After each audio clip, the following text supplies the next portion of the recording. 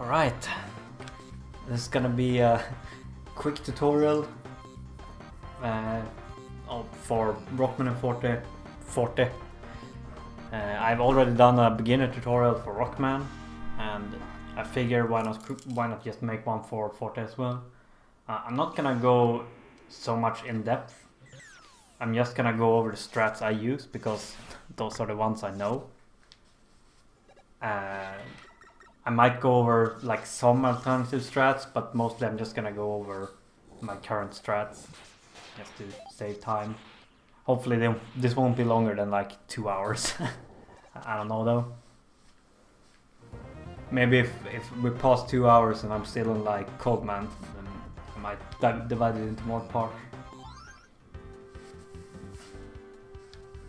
Right, timing as usual starts when you select Forte or Rockman. I'm gonna be using my game saver for this, so every time you see the black screen means I'm loading or saving. Intro stage. So quick word about RNG in this game, in case you don't know.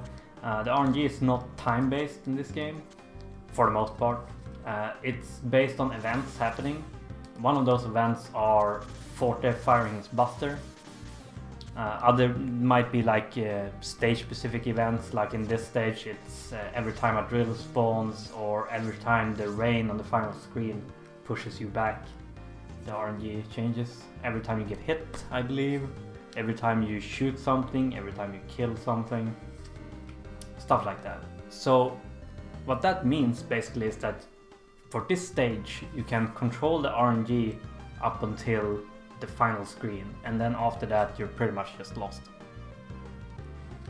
So there is a way, it's actually several ways, but there's a way I use to get through this stage without getting hit by any drills, basically. So what you want to do is, on the first screen you want to dash once, jump and fire twice, like shoot 2 buster shots. Only 2. And you need to do it here, because if you dash twice and shoot, you might hit this mat, and it will not be the correct RNG anymore because you hit the mat and it counts. Alright, so dash, fire twice, dash, and just jump over that. And here you wanna, as soon as your dash ends, you wanna do a small dash, jump and fire 3 times, or 3 buster shots. Like that. Then you shouldn't get hit on that screen. Jump over, dash, dash. You might squeeze in a second dash here. There's enough room for that. Forte's dash isn't like a set speed, it accelerates. And it's kind of weird, it accelerates very quickly. So you only need like, I would say like 2 blocks for it to be worth dashing.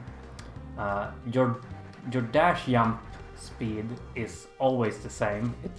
It's a set value. So if you can't dash for at least like 2-3 blocks or 2-3 tiles, you just do it as short a dash as possible and just dash jump instead. But here you can dash over here, dash twice, and then dash twice here because there isn't enough room for 3 dashes there. Dash here, jump through here, go down the ladder.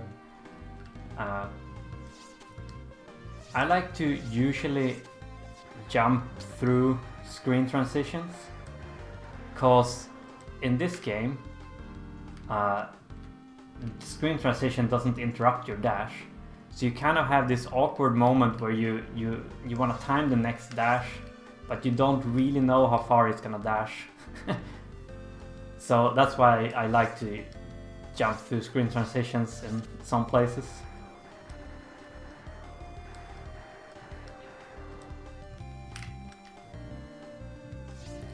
Here you wanna dash here and let's see. I might have messed something up now. Yeah, I messed something up with my loading and saving. But usually there's a drill spawning right here, right about here. So normally you dash from here, and at the end of this window or painting or whatever it is in the background, you jump, do a full jump over that drill. I'm not gonna reset to get the correct RNG. Let's pretend I got it. I like to dash jump to the ladder just because it's really awkward to like climb down quickly. You can't just hold down to climb down. So you would have to like cancel, like wiggle your D-pad back and forth. I just like to jump and land on it and just go down, hold down from there.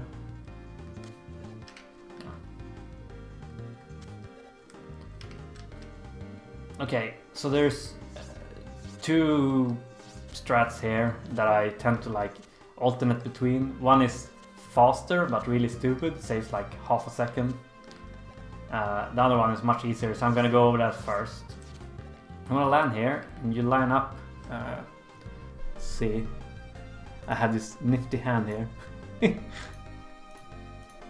So you line up. Oh, I need to make this smaller.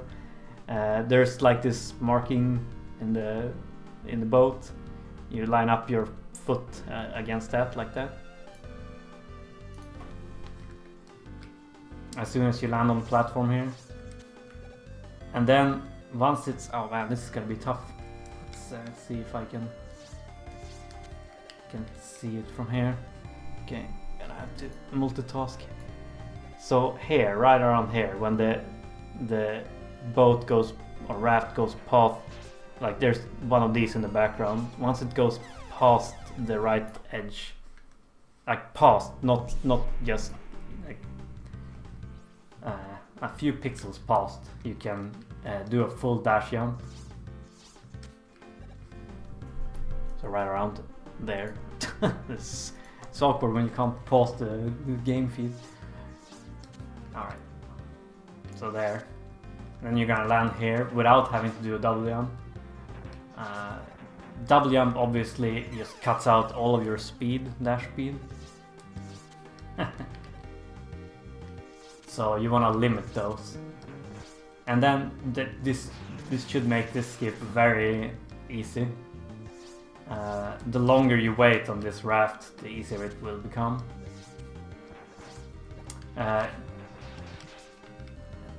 All you have to do then is do a small dash jump. Like you have to do the tiniest jump here in order to preserve speed, because if you just dash off the edge, you lose all your speed immediately. So you want to kind of do a small jump just to keep momentum. And then you damage boost off the next cannon.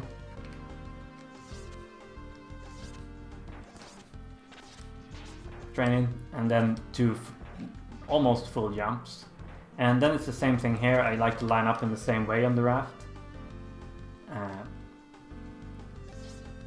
And assuming I did everything correctly so far regarding RNG, and like I didn't do any big mistakes, didn't get hit anywhere and so on, I don't need to do anything else on the second raft to line up the drills on the next screen. You kind of stand here, jump over this, you don't want to kill it. So you want to jump when the boat is like, and this is gonna be hard. The boat like there, the front of the boat is where I pointed. Let's see if I can. So right around here, there is my visual cue. So there, jump and jump up here. Obviously the RNG is completely messed up because I'm saving and loading so much.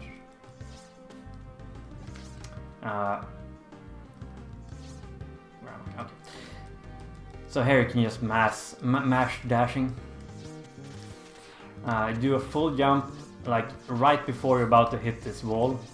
Full jump, and at the peak of your jump you hold your fire button to kill that guy, and then you do like a couple of big jumps here. I don't dash anything, basically dash as little as possible before jumping here. And then maximize those two last dashes.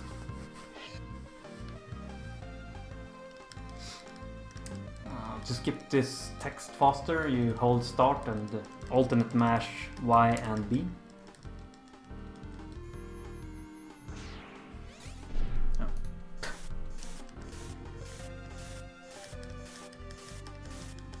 really thought this hand would be more useful. I guess it's more useful when the screen is not moving, like auto-scrolling. Okay, so this boss is a little bit different than when you fight him with Rockman.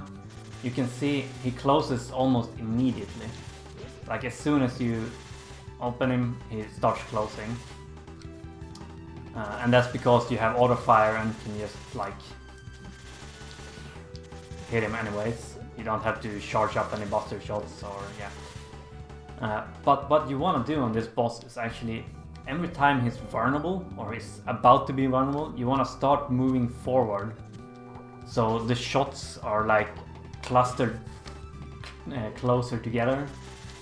And that will actually allow you to hit him like 4 times per round.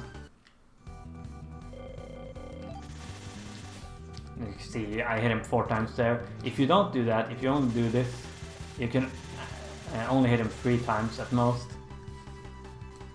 That actually saves a couple of seconds if you do it correctly. And then you kind of just want to avoid getting hit as much as possible. And that's the intro stage. It's a lot easier than with Rockman. A lot of these stages are gonna be a lot easier than Rockman.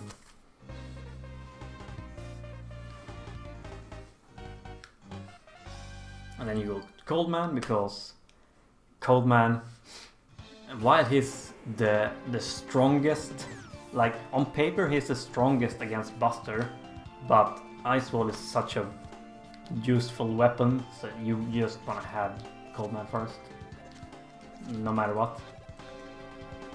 Alright, small dash here, and as tiny jump as possible over here. On this game, this is like the anti-Mega Man 6.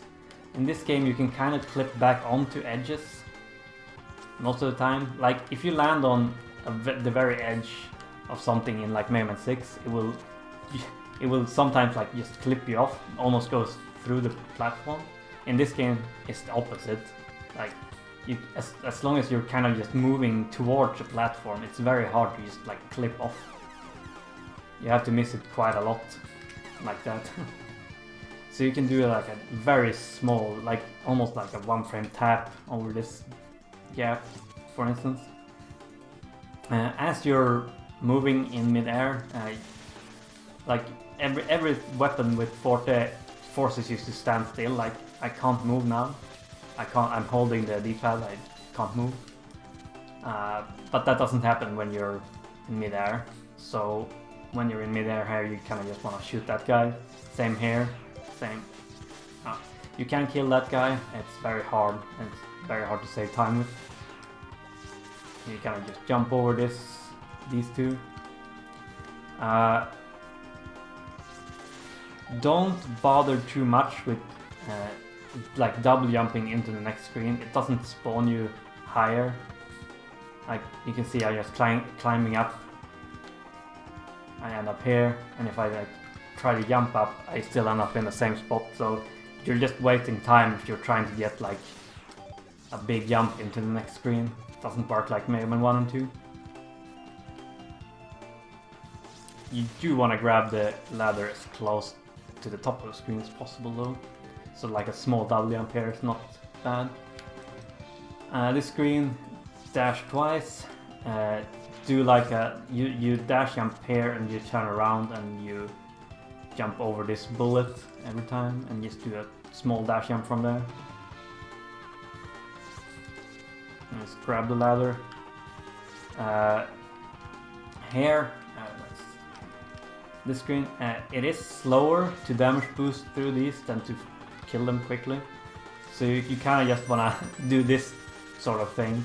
You hold diagonal down and just kind of jump and hold the Y button. Visual cue I have for it is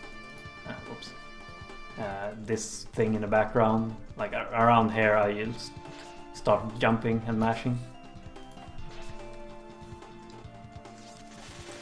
And then you do a quick dash jump up here, double jump and grab the ladder as high as possible while it's still on screen. Here you can do this, you can land on this edge, and then you can double jump all the way up.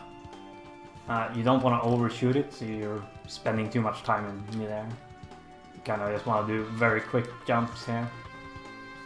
In fact, I think you can, if you're toss, I think you can dash jump all the way up here. Oh yeah, you can. But that's probably not an RTA strat. Dashes are cancelled when you turn around. I just usually do that. It doesn't take much time, you can just do a normal double jump up here. It's almost the same. Jump over that guy, jump under this guy. You can get a dash jump from here, so you get some speed up.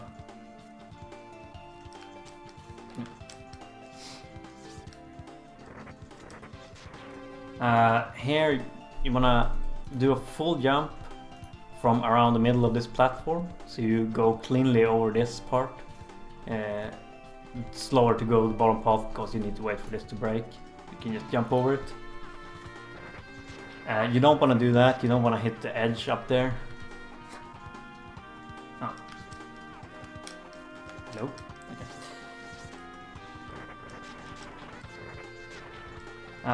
It's faster again to kill this.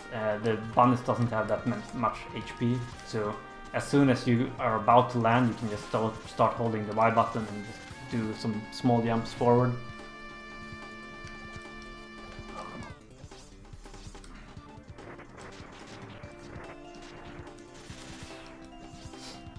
It's faster than damage boosting. Just dash here. I always dash into the next screen. You can jump, like do a dash jump into the next screen. Might make it easier for you, but I dash into the screen. And then I do, as soon as I gain control, I do as small jump as possible, almost. So I can land on that platform and immediately dash jump from it again without hitting anything. And like I do a full dash jump and then land here and do another full dash jump, and it puts me right on the edge here.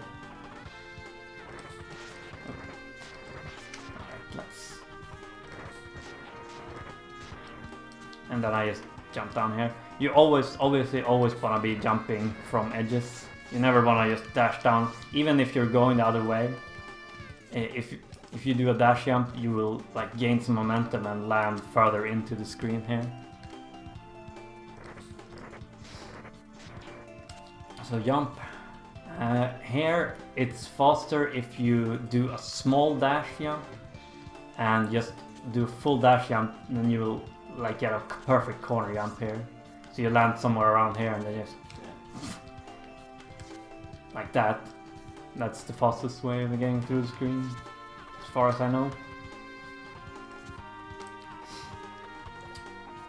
Okay, Snowman. You want to hit him as much as possible while he's like sucking in the beginning. I found the best way of doing it is to start by holding left, and as soon as you like see Forte start like running, you start doing these like turnarounds like this, and trying to hit him. You can get up to like 5 hits, I think. And then you do just this, you stand as close to him as possible and just go up and down like that. You should always be able to kill him in one cycle. It's really not very difficult. You don't hold the button, that's very bad. You just wanna like jump and tap. It makes the iframes line up way better. That was awful.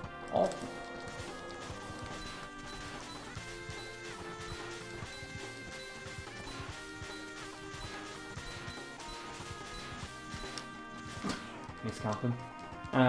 Jump down here. It is a tiny bit faster to do some dash jumps around there. The other method I used to use is you delay for like a split second here, and then you do a full dash jump up and you fall straight through. Avoid like hitting anything on the way down. but this is a little bit faster. Jump here, not much here, just avoid everything, Forte style. This screen is pretty interesting, so let's see. That's so annoying. Where am I? Okay. So you can jump over this guy. This guy will be around here when you get up here. And the way we jump over him is when you're jumping up here, you like fire your buster, so you stun him around here. Then you can do like a clean jump over him. You do everything in one motion. But for that to work, you have to kill these penguins without stopping too much. Actually, if you're very quick, this guy will be like too close to the ladder and you will hit him anyways. So my visual cue for the first one is around here, like you see this thing in the background. I start jumping and holding diagonal, shooting this guy around here, and then I just do a dash jump up here, and then I immediately start jumping and mashing on this guy, or not mashing, just holding the fire button. And then I do a dash jump and then jump over that guy, hopefully. So let's see. Oh, move the hand.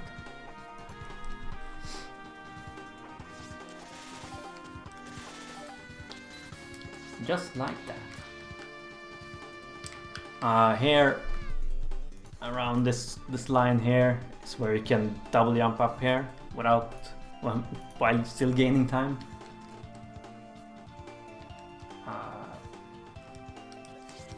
Dash. Here I jump, do like a small jump from where this wall ends, like just enough of a jump to clear this without touching it, and then it will drop you down perfectly.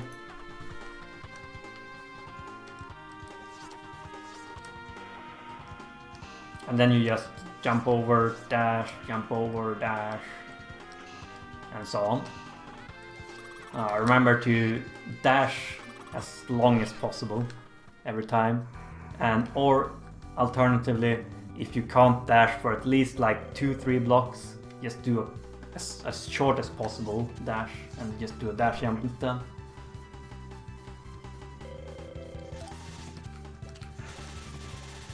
Alright, so this is like the most boring fight ever.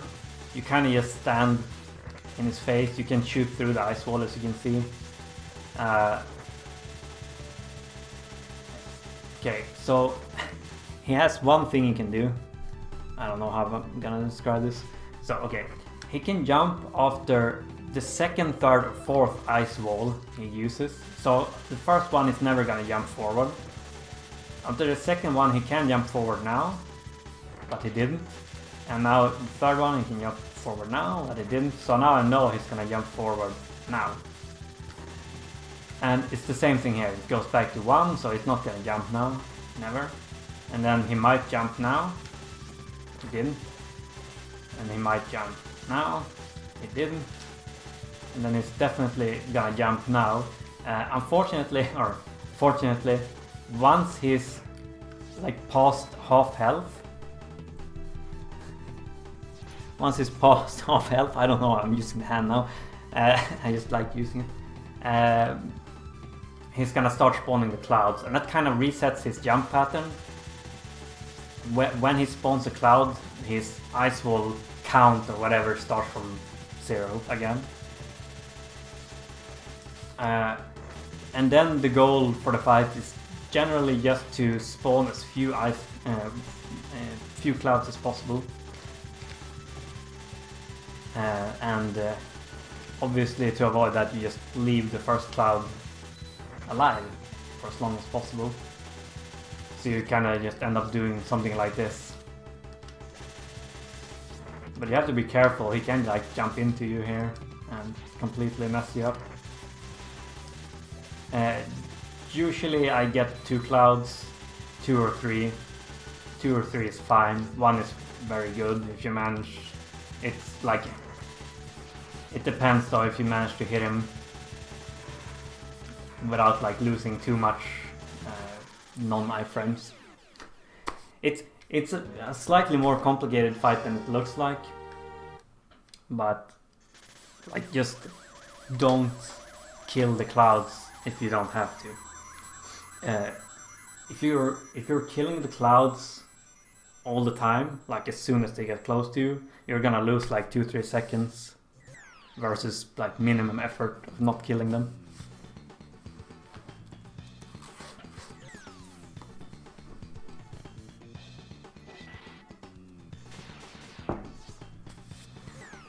All right.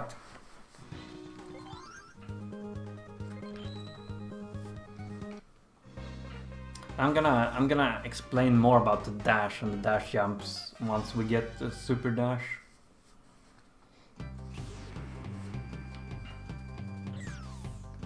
Dynamo Man, full dash, small jump up here, and then like a quick dash jump up here, and then another full dash. Full dash, and then you can jump over. This guy and land down here. And then you do a full dash jump from the very edge here, holding the fire button, so you kill the bat on the way.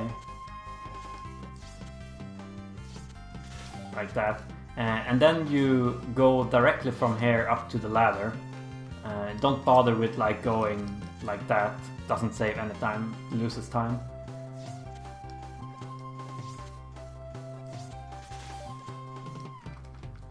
And then your Forte, so you can just like jump through to the next screen here.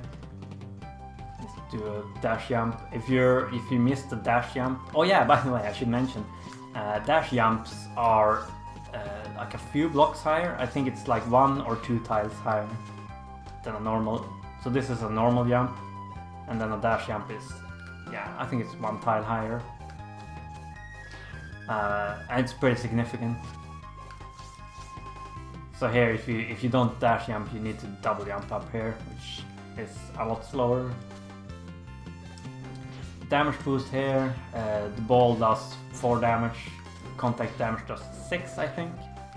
So just jump into the ball and then just dash up here. Same thing here, jump into the ball and then you go around. Here you can land on the platform he's standing on, which is a little bit better if you manage to do that. There's not really a trick to it.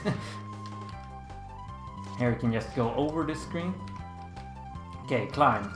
I've seen a couple of variants using ice walls, which I think is it's a little bit messy. What you only have to do, and what I do, is land on the edge here, and then I just do a quick dash jump up and land here. Then I go over here.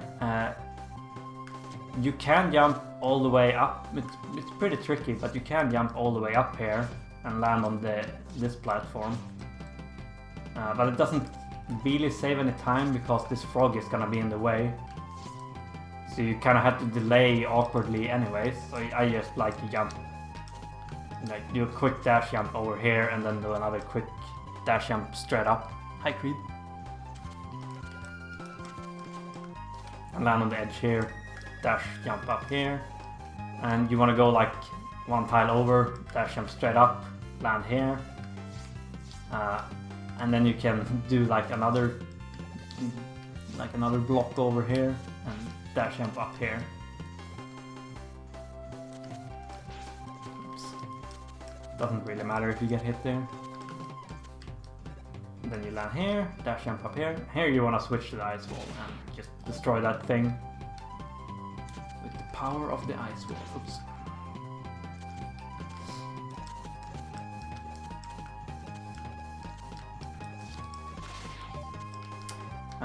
Right. So there's a pit here. Underneath this thing, there's a pit. This is solid platform. I think the pit starts around here somewhere.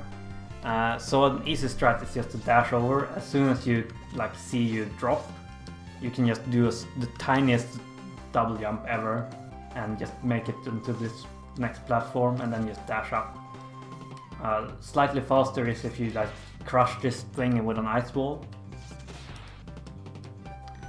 Then you still land here and just do another quick dash jump up.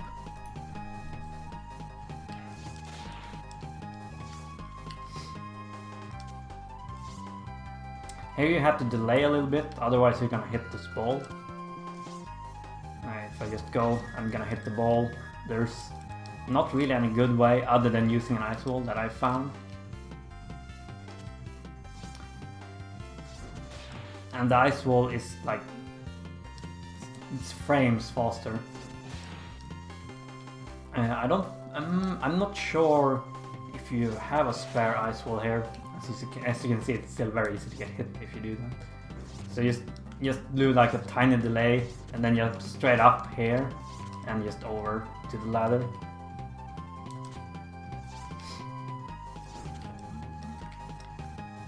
Right, same thing here. If you're too fast, you're gonna get hit by the ball, and that's completely unnecessary. Like that, and like you're probably not gonna be able to clear this guy anyways. Actually, I know. You can. That might be faster, but you're very low on health either way in this stage, so probably not a good idea. What I do is just dash and kill him with an ice wall.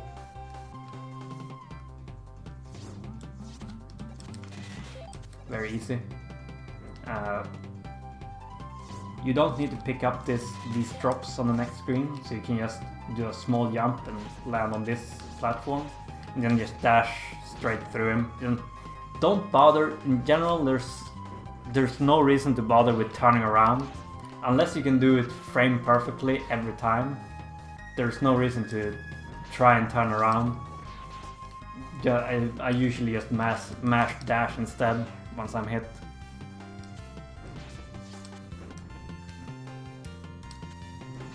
And then you start a dash from the edge here, and then you try to jump between this spike and this ceiling. It's pretty tricky. The visual cue I use here is hello hand. Okay, like this triangle, green triangle, where it hits the ground here. I jump from there. I can't explain it better. Like halfway across this blue tile. Assuming I'm dashing when I get into the screen, otherwise the timing changes a little bit. Right. Okay. Closer save state. Oops. Getting hit.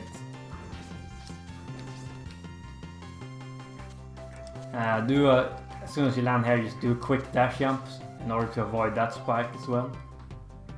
If you get hit, you need to wait for another spike cycle here, but you can usually, like if you get hit here, you can usually just walk over, and as soon as you see it like points out or pokes out, you can do a dash jump and it's not gonna hit you. Like this. Alright, so then you do a full dash here, and you want to cut your double jump as short as possible, so like without like sliding up the wall, obviously. Just like tiny dash jump. Here you, man, it's so annoying to explain. Here you do a small like immediate dash jump here, so you can like clear this part here, like you go in a nice bow without touching anything, and then you can dash jump from here, usually without hitting here, or like maybe the tiniest touch here is fine.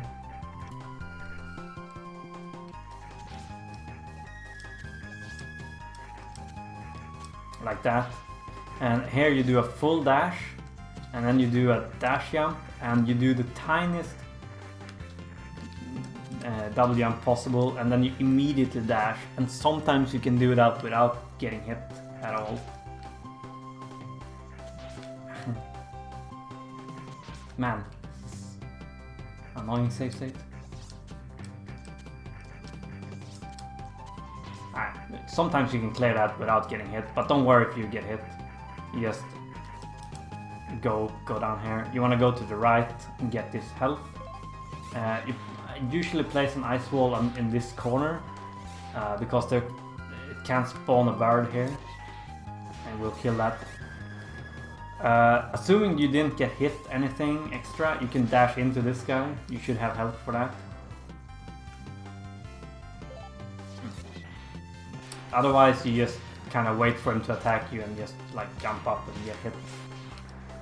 The missiles do 2 damage, and his like nose or horn does 4, and contact damage with him does 10, I think. Go down here, avoid the birds. Okay, final screen. Or essentially final screen. Quickly refill my glass. By the way, feel free to ask questions. I know there's not many people in here, especially because it's Christmas. Optimal day of doing tutorials. So.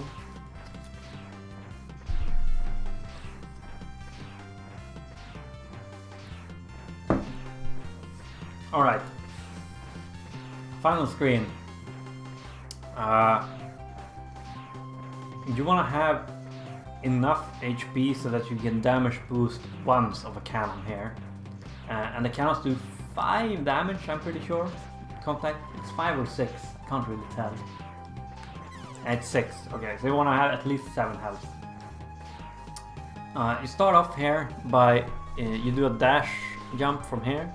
You want to jump like, not at the very edge, but like just before, and you do a full dash jump. That's gonna put you in this position, like you're gonna land here. Right before you land, you do a small dash or small double jump and use an ice wall, and then you can dash through the cannon immediately. And it will also kill the big guy coming for you, the big mech or whatever, telly. Here it's a damage boost. You go straight into this cannon. The second cannon there. You jump over the first one into the second one.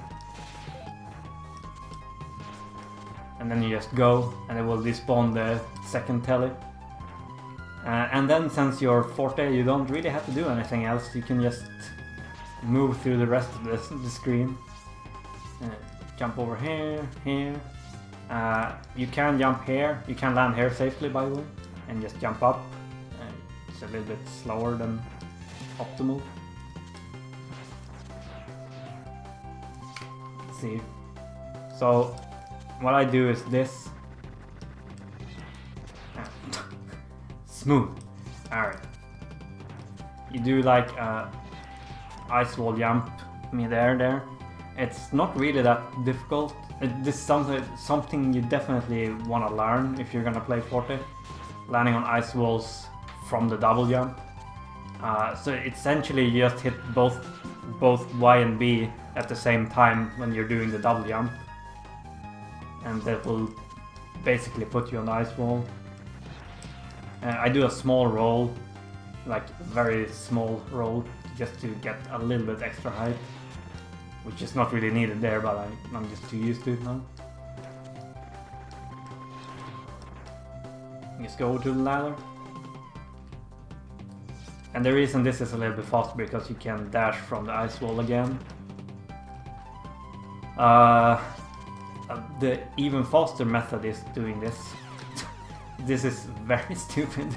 I don't recommend this at all, but you can like you can kill that guy and dash from his platform without stopping. Oh my god, it's very difficult.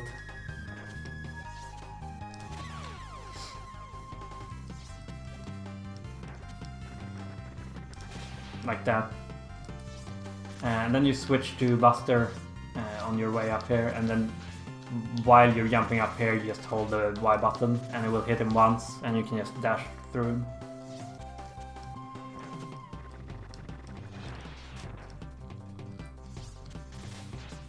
Okay, or not.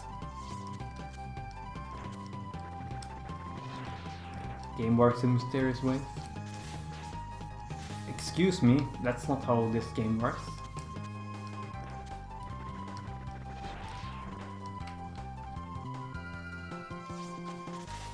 Okay, maybe you don't wanna start holding Buster immediately. You kinda wanna wait until you get up here. So you're actually shooting at him. Because I think you need to hit him twice actually. I never thought about that. Never been an issue. Here you get like a few frames to do a jump, so you don't lose your speed. Fortunately, you can't really jump through the boss door and keep your momentum. You have to do that jump. Right. So this fight is very easy or very hard. As I said in my Rockman tutorial, it's basically all about this first hit. I don't know, it's about the same with Forte. You just hit your the dash button instead. As soon as his health fills up, hit the dash button. You can do it like with one hand, without using the D-pad, because you dash, jump, and then you do it. Like hit all the buttons in a row, basically, once you're close enough, like that. The trick here though is, as I said earlier, with Forte you're forced to stand still when you shoot. So you can't like run after him and mash like you do with Rockman. So you wanna kind of time your Buster shot. You wanna shoot, and you wanna still shoot him through the ice wall with a Buster shot before he hits the spikes. So you do this, hit him with a Buster shot, and you can immediately ice wall him again, hit him with a Buster shot, and so on. So the way I do this is immediately hit him with an ice wall, then I delay for a little bit. Like, you don't want to delay much at all. You just want to like stop for like the briefest of moments, and then before you start pushing him. And then I usually jump a little bit when I fire the Buster shots, just so I don't lose speed. And then you can see I hit him around like halfway between where I started pushing him from and the edge, like around here. I hit him with the Buster shot. Then he hits the spikes, comes back up, and because he's in iframes from the Buster shot instead of the spikes, his iframes wears out when he lands, so I can immediately ice wall him again. Like that. You have to be careful not to be too close to him, or like spawn the ice wall like basically inside of him when he lands, because that will destroy the ice wall instead.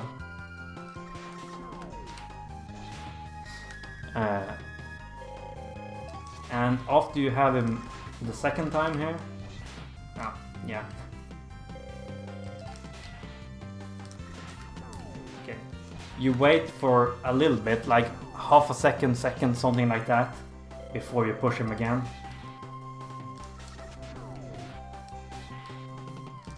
And that's just the same thing. You might have to delay the third ice wall hit a little bit, depending on how long you delayed before you started pushing him. And then just push him down. And if you mess anything of that up, you have like the most intense Buster fight ever.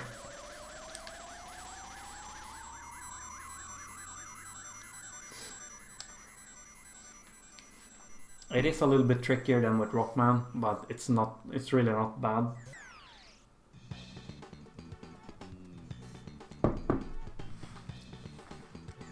The key usually is the delay, the like slight delay before you start pushing him the first time.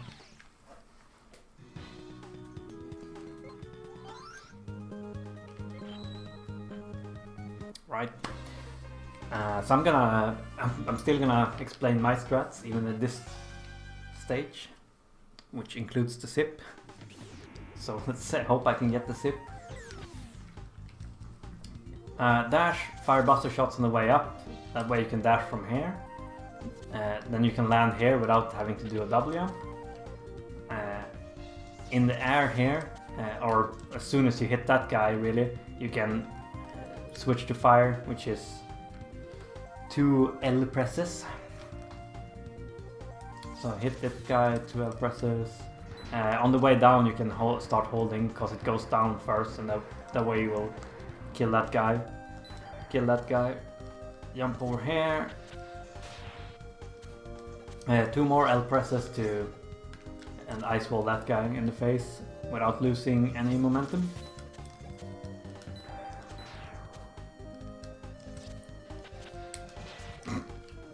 Or just jump into him, that's fine.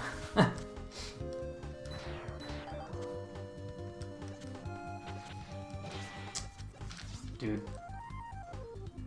I wish I could do these strats.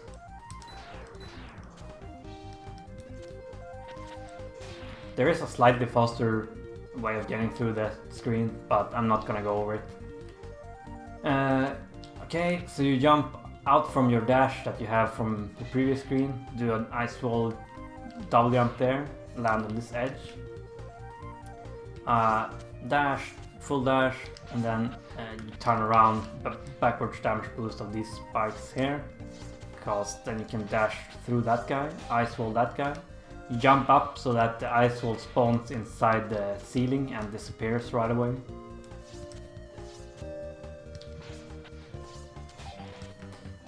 Then you do the zip.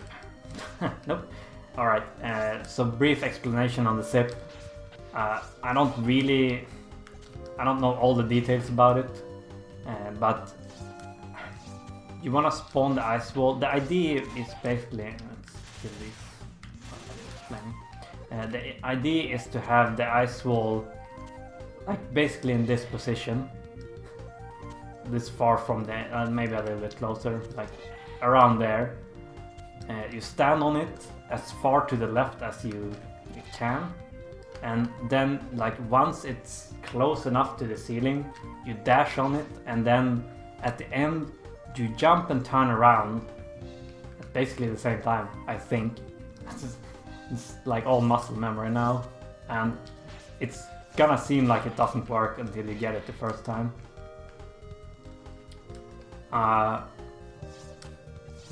So yeah, that's the zip. It's very stupid, only saves like 3 seconds. Then if you get the zip while you're climbing up here, I usually just mash the jump button, and that will, because it's this weird thing happens when it like lets go of the ladder for some reason, even though you're climbing it. Like you can see there, it like drops down from it and then it re-grabs it. And to avoid that, you mash the jump button so it double jumps up here, lands on the edge. Okay, I've gotten it like 4 times in a row now or something. It's incredible. Let's dash over here, jump down. Make sure this is a dash jump, because otherwise you're gonna land like all the way over here instead of like gliding down here. Dash jump, climb down. As soon as you're like down here, you can let go of the ladder while holding right. And then as soon as you clear the first guy, you start, like you go back to the center of the ladder to avoid damage. Oops. Make sure you don't grab the ladder. Yeah, you want to hold right, otherwise that happens. It's very annoying. Small double jump there. Jump over that guy. It's not supposed to be there. I was slow. Ice wall in the face. Destroys the whale immediately.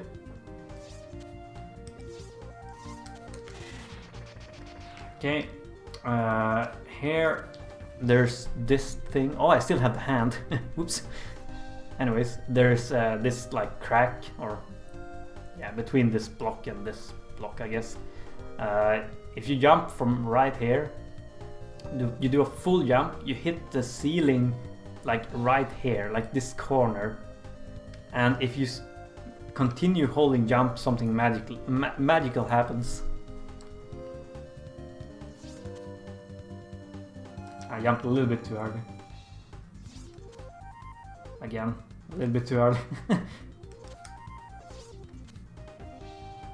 Man, I'm bad at this. Well, you get the idea. Okay, there we go. You land here without having to double jump anywhere. Normally you would like come out here, go down, and then just do a small double jump. But that's not needed if you just do this. Dash here. You have to clear these spikes. You jump between these spikes. The further to the left you jump, the harder this jump becomes, but the less speed you lose. If you jump from here, this is very easy to clear, but you will land on like the very edge here. You kind of have to stop in order to not fall down. That's up to you.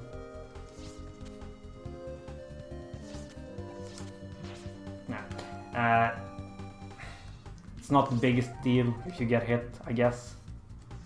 They do 10 damage, no, 8 damage I think. These do 8 damage. Then you just go over here. You wanna dash jump from like the middle here, and you wanna hold it so you land like as close to the screen transition as possible, so that you start your dash as close to the screen transition as possible. Then you can jump straight up here without having to dash twice.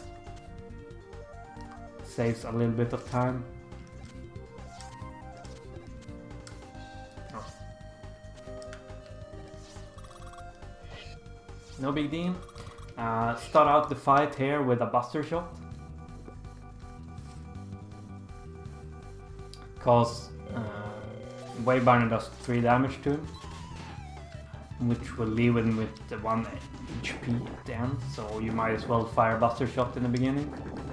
And then you just kind of have to find your way of dodging as much of these mines as possible. It's not a very difficult fight. Hey, Merry Christmas, Ron.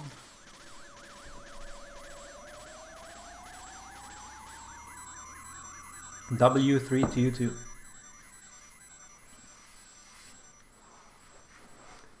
Man, so I've been talking for like 50 minutes already. Shit, and we're only on the...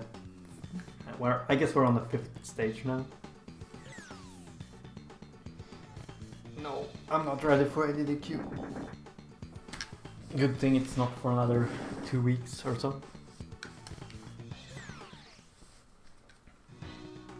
Right, crystal stage time. Not much to go over here. You want to collect every single time. You want to collect all of the bolts. By the way, small trick in this screen. You don't have to do this like this, the intended way, like shooting through here and going like that. If you like jump close enough to the wall here, you can shoot through this top part every time. Makes it a lot easier. Then you only have to go down a little bit at the end.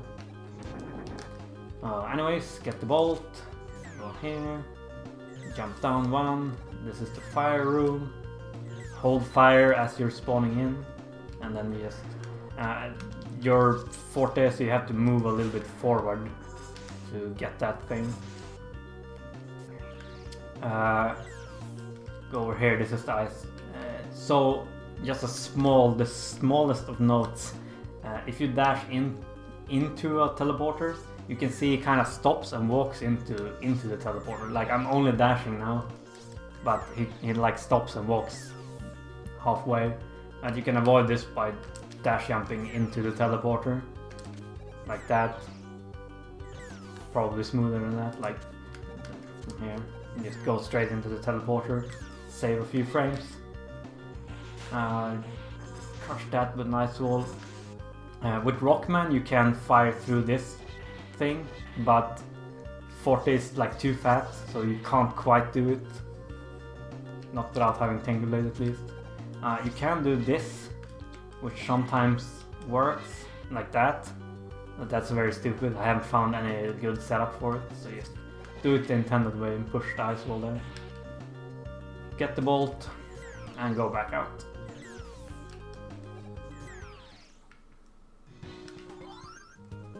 It's 1 down for the shop. And then you want the flame guy, the ramp, and the spikes. So this is the counter-attacker, most important speedrun item.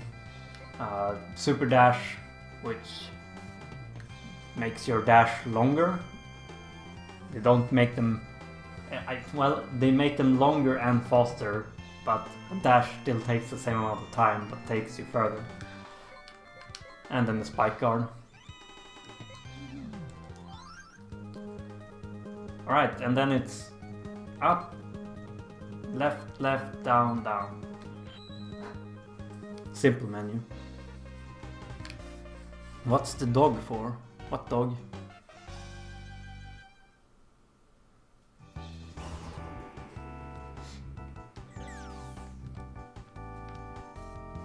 What dog?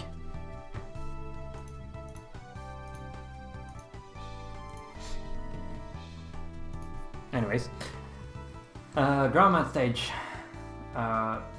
You want to switch at some point during this stage. You want to switch to counter-attacker, so you might as well just do it in the beginning. So you pause, hit R once, and then just go right and down. Press Y and then B. No, and then start. Sorry. Then you dash. There's this edge here. You do a small dash jump. Just high enough so that you land on this platform higher up. And while you do that, you fire on this guy, kill him. If you jump too far, he will shoot you, and you will be sad. That you jump from here just over the mat, like the closer to the mat you can get, the easier the next screen is gonna be. So here you dash and fall straight down without getting hit from that guy, like that. You have to be quick. Like that. Then you dash down here, and then you dash here. So you go like straight down here, and then you just zigzag, hopefully keeping dash speed. There's not really much to talk about here. You go through the snakes, you damage boost through every single snake to set up counter-attacker. Counter-attacker, by the way, if you don't know already, is the item that allows you to do more damage when you're at 7 health or lower. So damage boosting through every snake here is gonna put you at 4 if you didn't take damage from anything else. If you took damage from something on the fall or on the first screen, you can, instead of damage boosting through the last snake, you can ice wall him. One ice wall kills them. But yeah, so then you switch, here you switch to the mine and place one there as you're falling down. While you're falling down, you still have control, so you can place a mine in this corner somewhere. Doesn't really matter, like it's not precise at all. Then you can detonate it once the snakes gets close enough. And then you just wait and see what pattern it does. I'm not gonna go through every single pattern here. Just know that you're safe if you like walk into this corner here. That way he can't hit you with no matter what pattern he does. And then it's just reacting. And normally you can kill him in 2 hits. Or two mines. Not sure what happened here. Anyways, go here.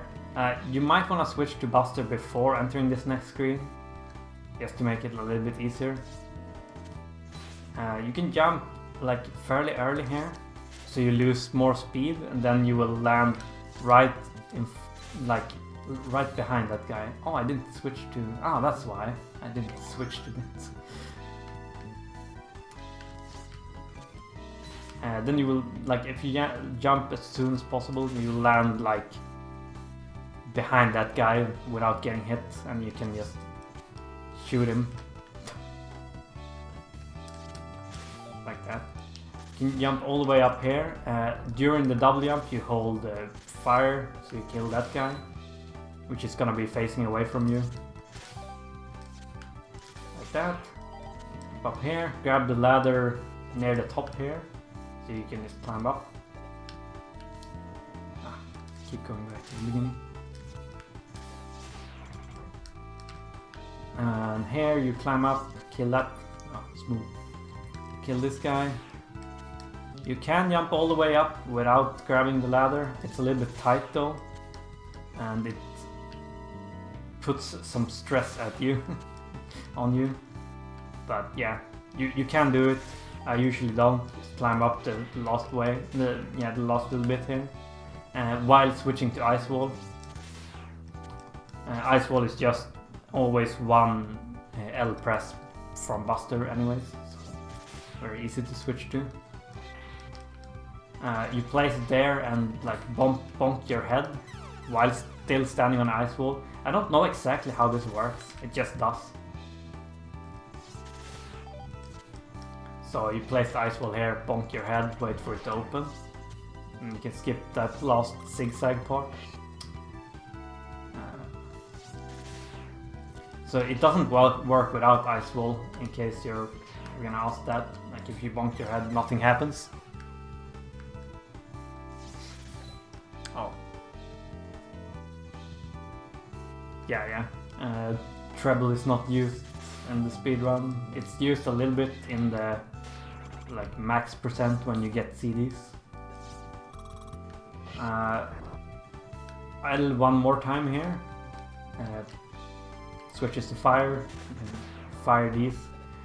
Here I dash off this one and land in the corner here. Then I switch to grenade and like you hold diagonal down here. Then we'll kill both of those with one mine. Sorry, very fast.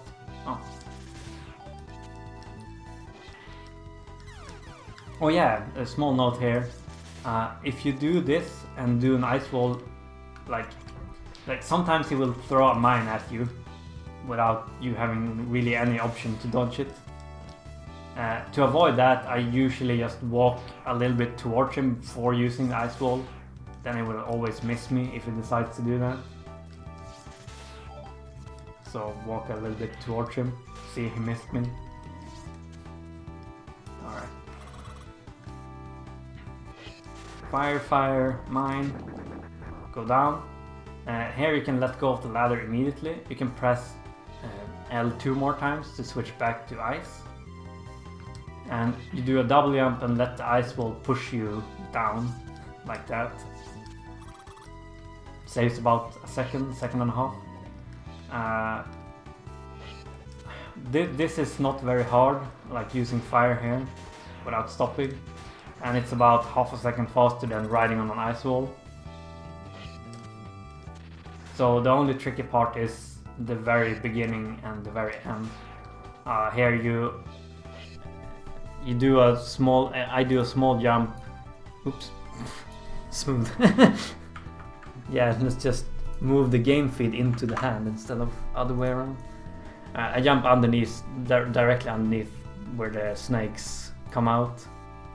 And then I hold the wave burner on the way down and to get the first guy. That's really the only tricky part. And then I just do this, as simple as it seems. Same thing here at the very end. I jump directly underneath the ladder to get that guy.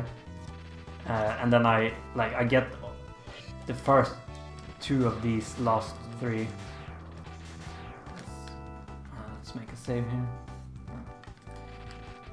Down, and then up on the final one.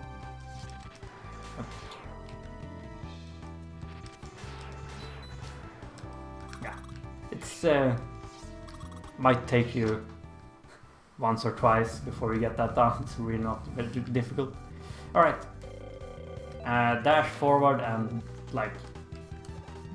put a mine on him in case he jumps up. Yeah, so how do I explain this fight? He can do 3 different things. He can do that pattern. He can jump up into the ceiling like that, or he can jump and dive. When he goes into this like tank form, when he comes out, he's always gonna jump and dive a couple of times before he like decides on what to do next. So whoop. And essentially what you want to do, you can do it like this, where you don't detonate any mines yourself. You kind of just place one on him and then dodge his attacks.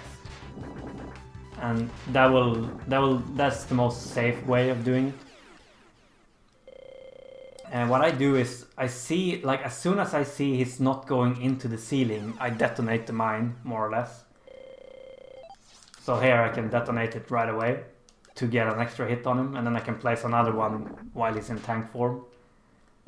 If I want to be extra fancy, I can try and like detonate this as close to the ground as possible, because if he is doing a dive, he's gonna like get knocked from that, and if he goes into the tank mode, I still will hit him. So close to the ground as possible, place a new one on him. In the tank mode, as I said earlier, he's always gonna dive right after, at least once. So there's... Alright, this is gonna be very tricky to explain while dodging him. I wish there was like a pause function on the stream. You see this square in the background here, and this square here. When it's in the tank form, if I detonate the mine on the edge, I know it's gonna on the side. I know it's gonna stop on, like so it directly underneath one of these squares. It's gonna hit him as soon as he pops out, and it's also gonna prevent him from diving. So watch what I mean here. Like that, and then you can place a new one on him, and then you just repeat. And that's really the fight. If you want to be super risky, you can just detonate the mines as soon as possible every time. That will fuck you up if he decides to jump into the ceiling though, because you won't be able to stop that. And that's about it for this fight. So silent. And obviously the final hit, you can just detonate the mine right away. The mine does 6 damage, I believe. Oh. Or excuse me, 6 damage when counterattacker is active.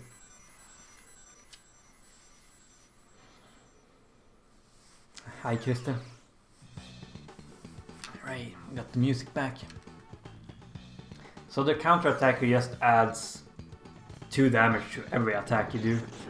It's flat plus 2 damage when you're at 7 health or lower. It's no percentage, nothing like that. It just calculates the damage as normal and then just adds 2 at the end. Tengu Man next.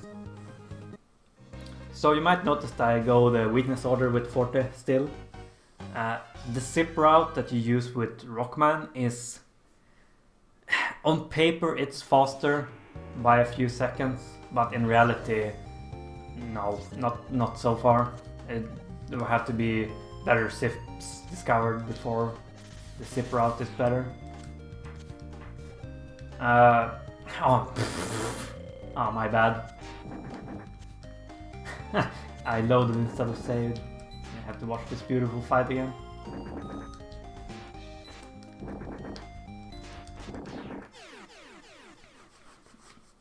Alright.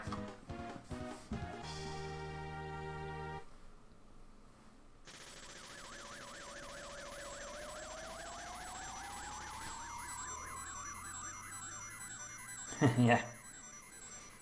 It's a nice feature of the Game Saver. Keeps the music going.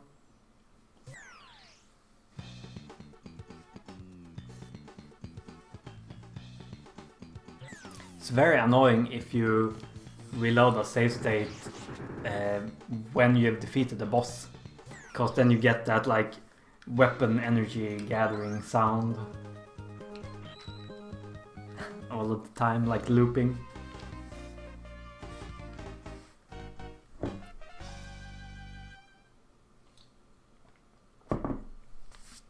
Right, Tengu Man, the easiest stage, meaning you're either gonna die or you're gonna lose the least amount of time when you fuck up of any of the stages. The tip here is don't die to the autoscroller.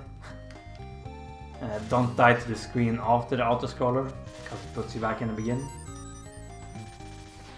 And kill the clouds as soon as possible. Yeah, that's it. Stay in front of the screen. It's not really much to talk about here. Alright. So switch to fire before the autoscroller ends. Dash into this screen.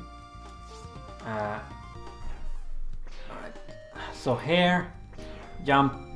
You can see this pillar in the background. Jump here and kill this guy with fire.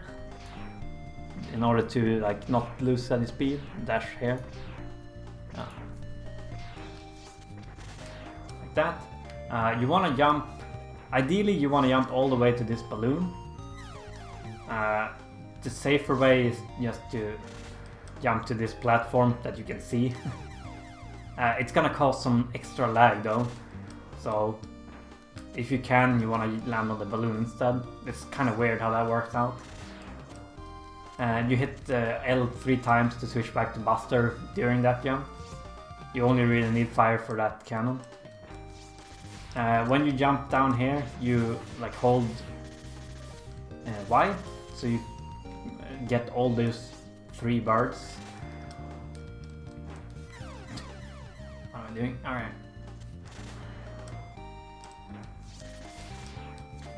When you jump from this balloon to this platform, you do the same thing. You kind of like fire a short burst of bullets and hope that you get all of those 3 birds too. This screen is annoying. I don't like this screen.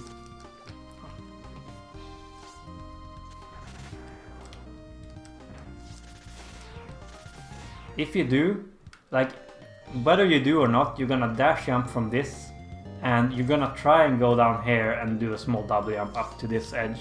That's the fastest route, essentially. If you don't manage to kill all the birds, you're gonna get damage boosted back onto one of the platforms. You're gonna get take damage, and you immediately can just jump up to this platform instead. So it's a safe strat.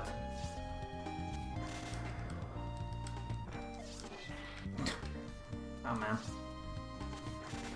Alright. Why don't I dash? I should dash.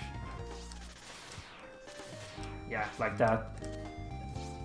Right, in this screen, your only task is to not lose speed and switch to remote mine. You really want to be on remote mine before you enter the next screen.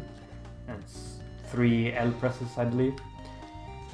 You don't want to lose speed here either, so just dash jump, you know.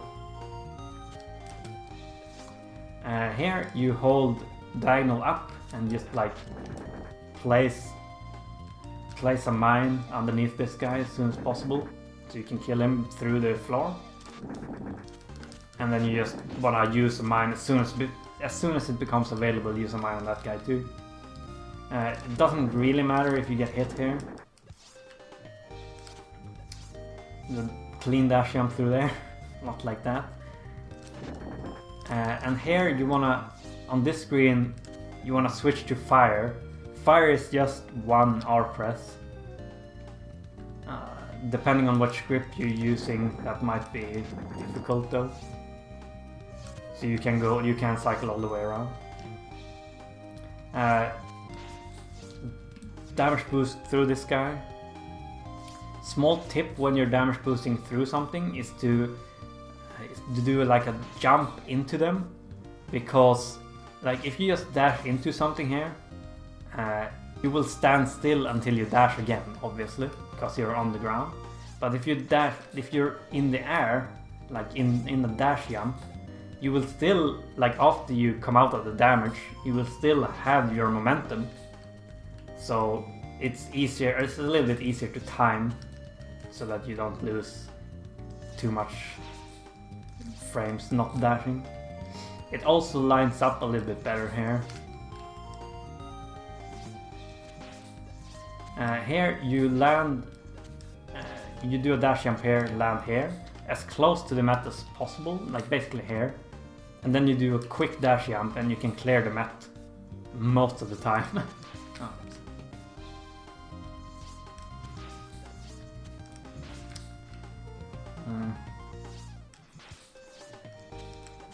Like that. And power kill that guy. You don't have to do a double jump here, you just grab the ladder as high as possible. Oh.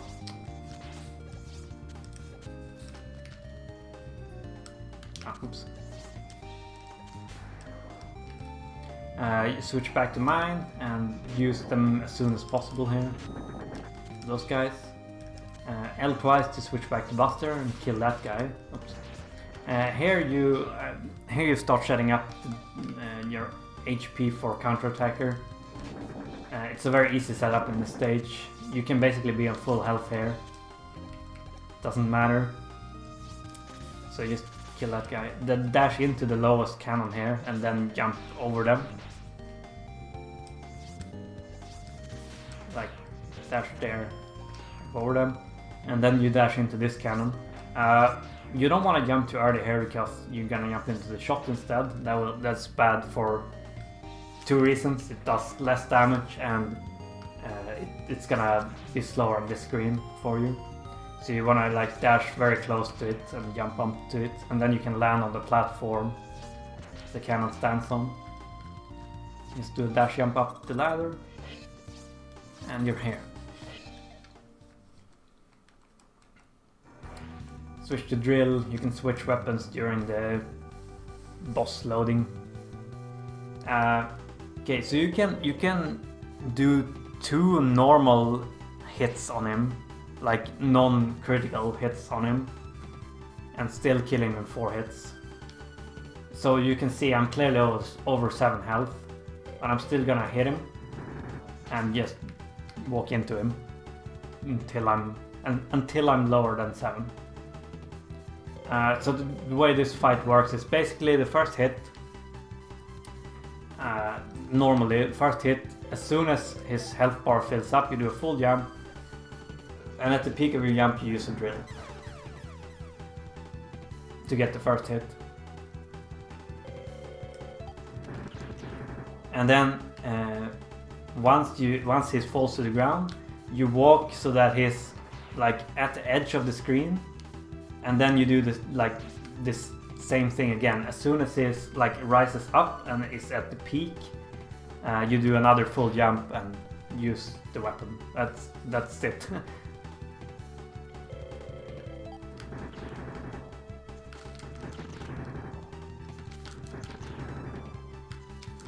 Yeah, and obviously you want to take damage if you're lower than 7 health to kill him in 4 hits.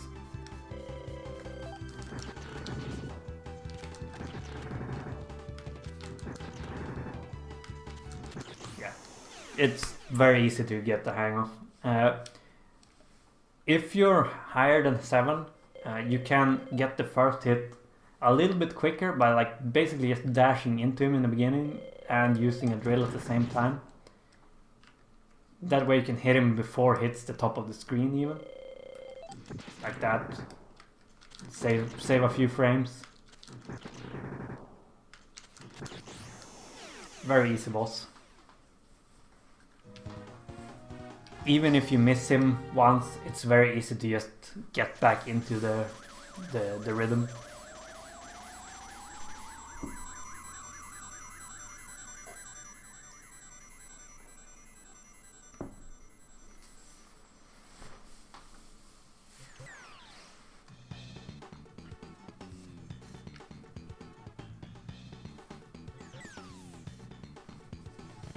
Alright, so after Tengu Man, with the super comfy music, shit gets real.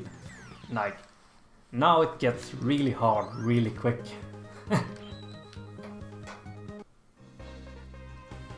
So Magic Man is the hardest stage as Rockman, and it's definitely one of the harder stages as Forte as well. First screen, very simple. You dash all the way here, do a full jump over this, dash, land here, dash, yeah, land at the edge here. While you do that, you want to switch to fire. So at some point during this screen, you want to switch to fire. Land here, full dash. Then you do a small dash jump and kill that guy. Another full dash, and on the way down here you can start holding flame to kill the next guy. Alright, and then you do a dash jump. As close to that guy as you dare. I think you can actually jump into him and you're still fine. Obviously that's slower because you take damage. But yeah, to land on this platform. Yeah, it's not very difficult, it's just stressful. Yeah. Double jump here, land on this platform. You can jump over that guy. It's kinda tricky though. And as a general rule on this screen, you don't wanna be jumping at the very edges, cause these edges are a little bit weird and they stop like slightly before it looks like they stop. So it's very easy to lose your like dash jump here. Because if you jump a little bit too late, you're just gonna use your double jump instead. And then you're gonna die, because yeah. So yeah, just jump from around here, like this part, and you can, as soon as you jump, you hold the fire button, so then you can kill this guy on the way up, like that. Dash jump here, same thing here, basically same visual cue around here. I don't really remember, I have to check. Yeah, that's gonna make him not shoot.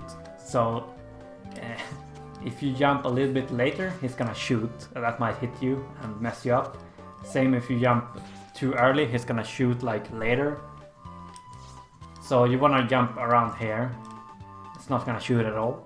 So you can clear him like that without like using any fire. That might mess you up, because when you dash, your hitbox becomes a little bit bigger and you might hit him when he goes back up. So you kind of want to kill this guy when you come down here. So something like this. Exactly like that.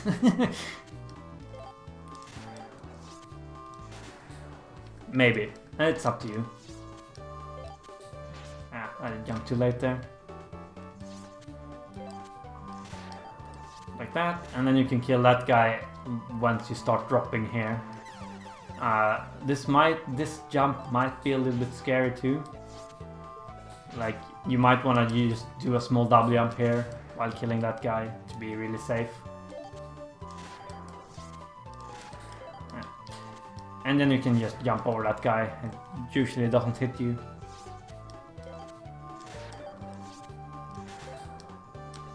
Into this screen, you can jump from around here, I think, and just clear this.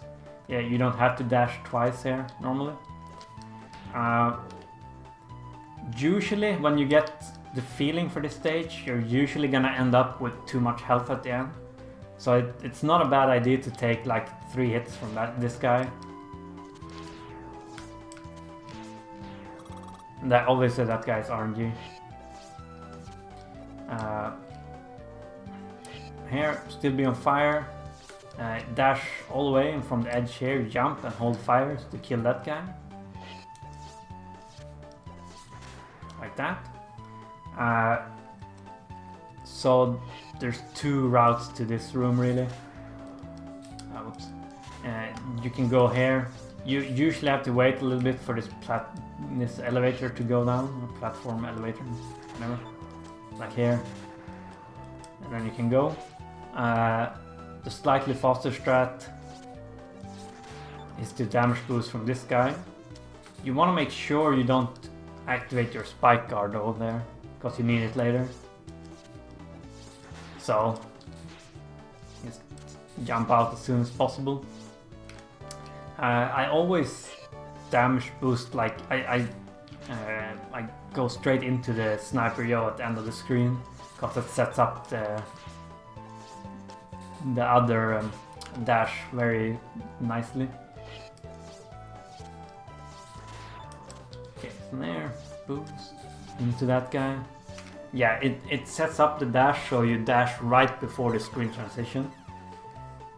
Here you wanna do a small jump and get rid of this guy. And then you go up here and make that cycle. It's really not that tight. Like you can... The important part here is to get up as quick as possible, not to get to the right as quick as possible. So like landing without spending too much time in the air here. Like that. You see, like I can jump basically right away and do like this very slow double jump and still make it. As long as I don't spend too much time like in the air here. So it basically gets harder if you try to do it optimally like that. It's kind of weird how this works out. Yeah, just do that. Oops. Might take some practice. It's not very difficult. You land on the edge here. Jump immediately. Don't worry about dashing or anything. Just jump immediately up here to avoid getting grabbed by that guy. And then you do a dash jump from here. It's very difficult to land on this elevator without getting hit by that flying guy. And even if you do, it's still very difficult to make it faster than just dashing to the ladder immediately like this. Dash, dash, dash. Land on every platform here.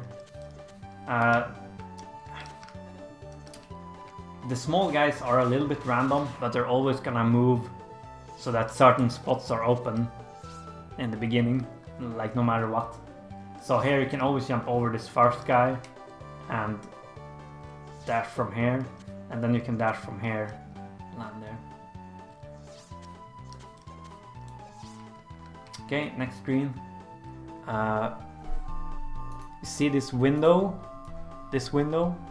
It has like this, like this top part in here. When you're over that, do a full jump. Like when your dash is like here. I don't know how to explain it. Yeah, when your front hand passes over this top part, do full jump and start holding fire on the way down, and you will clear everything. Like that. It's very fast. You want to go as close to the left wall as you dare without hitting any trains on the way down. Dash over here. Dash, jump over that bullet. It's kind of tricky, don't worry about it if you get hit. It's always just something I try to do. Jump over that bullet, fall straight down. Here, you want to switch to ice wall as soon as possible.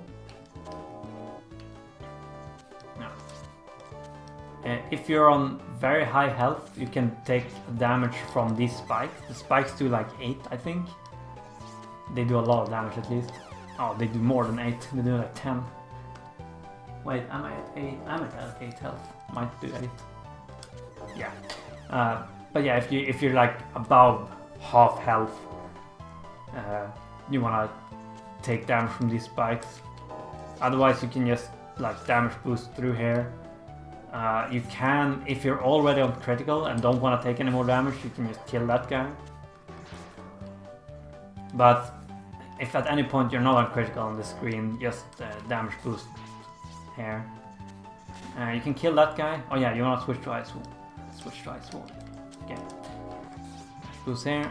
You can kill this guy, but you don't want the Ice Wall to stay. So you want to put the Ice Wall like into this block so it disappears right away. So that's all you're focusing on, and it will kill the guy for you. Jump up here. Jumping to the right here, like jumping up here, is faster, but you will take 4 damage. And jumping up here is slightly slower and more dangerous because you might hit the spikes, but you will only take 2 damage. So obviously I can't go this way now because they will kill me.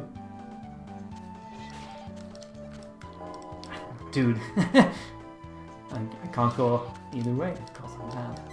Yeah, you take 4 damage because you run into that guy. But if you go this way, you run into the bullet instead. So, useful little trick to manage your health at the very end here. You want to be kind of quick because you see the spikes turn up at the end there.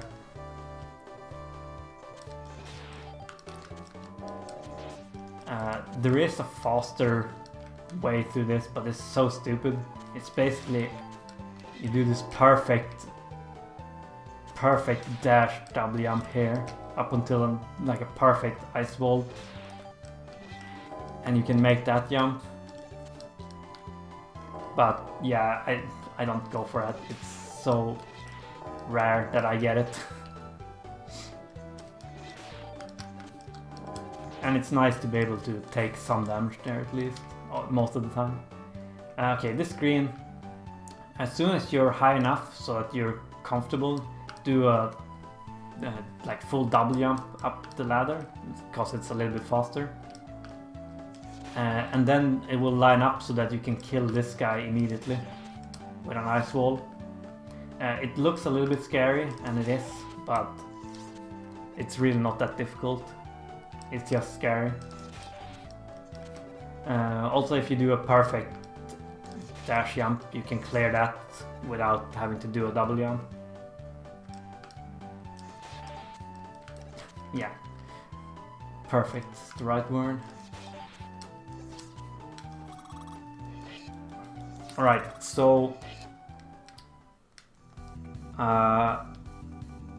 Magic Man, the fight starts as soon as the black disappears. So you want to kind of hold towards him and do a BY roll.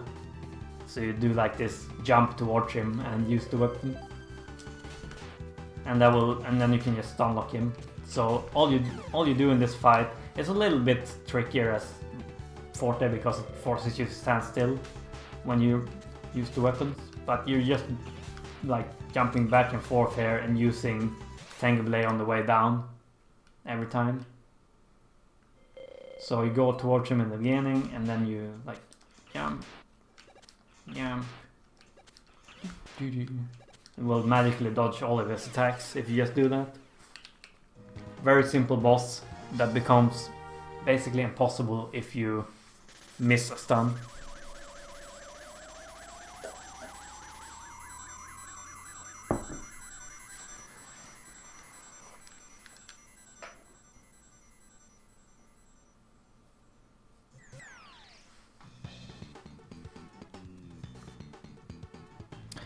And if you enter the Magic Man fight with too much health,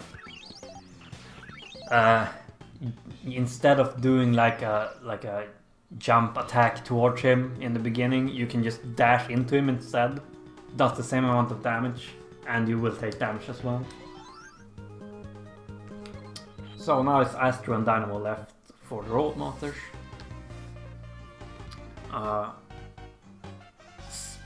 Yeah, these stages are hard to get everything right in, and on top of that, Astro Man is very random. First screen, dash, jump under that guy. jump over that guy, jump over that guy, dash under, land on the ladder, go down. Over, under, ladder. Hit L twice while letting off the ladder to switch to Tengu dash.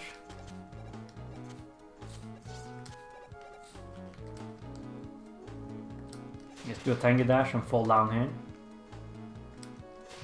And then immediately, like basically during the Tengu dash, switch to another weapon, doesn't matter which one, so you can do dash jumps again. Jump down here. If you do a dash jump from this corner, you can land on this platform. Just go over this screen. Nothing to go over there really. Not much special here. Sometimes you get really unlucky and get enemies that spawn in your face. Don't worry about it, just keep going. Okay, so one thing you should know. The way my route works out here is that you end up fighting Astro Man with exactly 7 health.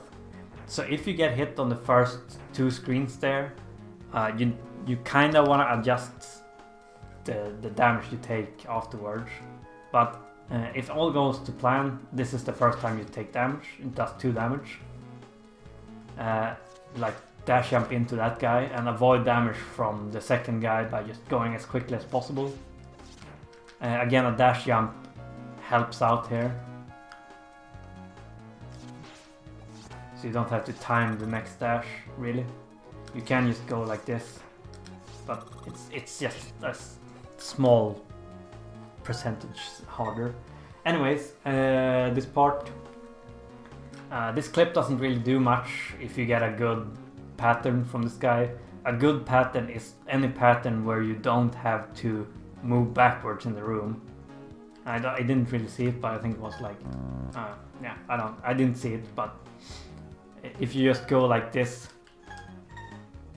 oh, that was it. That's basically as fast as clipping through the door. It's not quite a few seconds, but if you're worried about it, if you feel uncomfortable doing this the first try, like I am, you might as well just do that. Save some ice wall. But you still need to learn it for the next room anyways. Visual cue for this clip. So yeah, this is what I'm talking about. You clip through this door. I would say it's a lot harder as Forte than Rockman because again of the fact that you have to stand still while using weapons. So my visual cue is this line in the background. You can see like the squares in the background. This line going up here, not the line past the button, the line right before the end of the button. You line up the Forte's feet, like his toe, with that. You can see his hand is almost grabbing the line in the background, you can imagine. This is too far. So like, you want to be like right here is fine. And then it's all about muscle memory. You used an ice wall and then you dash. And hold, you hold right towards the door. Ice wall dash. I even mashed dash just because it feels better. Yeah, just line it up as quickly as possible. There, I was too close. If you're too close, it's not too bad because the ice wall just disappears right away. If you're too far away, then this happens. Oh, sweet. This happens, and then you will have to pause to switch to Buster and then back to ice wall. Okay. Down here, dash jumps all the way. This screen, there's a little trick. If you dash into this screen, you jump as soon as possible. Like you do just. If you jump as soon as possible, you will completely avoid this platform. It's very nice to avoid all of these rising platforms here, because it makes it a lot smoother. Take damage from that guy, does 4 damage. You dash here and do a small jump so that you don't lose speed when you dash off. Yeah. And then you dash jump into this guy. You want to you don't want to dash into him, because then you'll like end up here and have to dash and like try to climb down the ladder.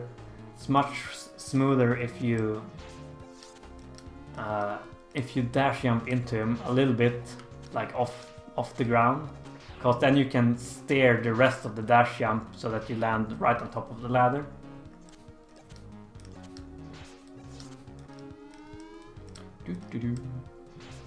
Go down the ladder.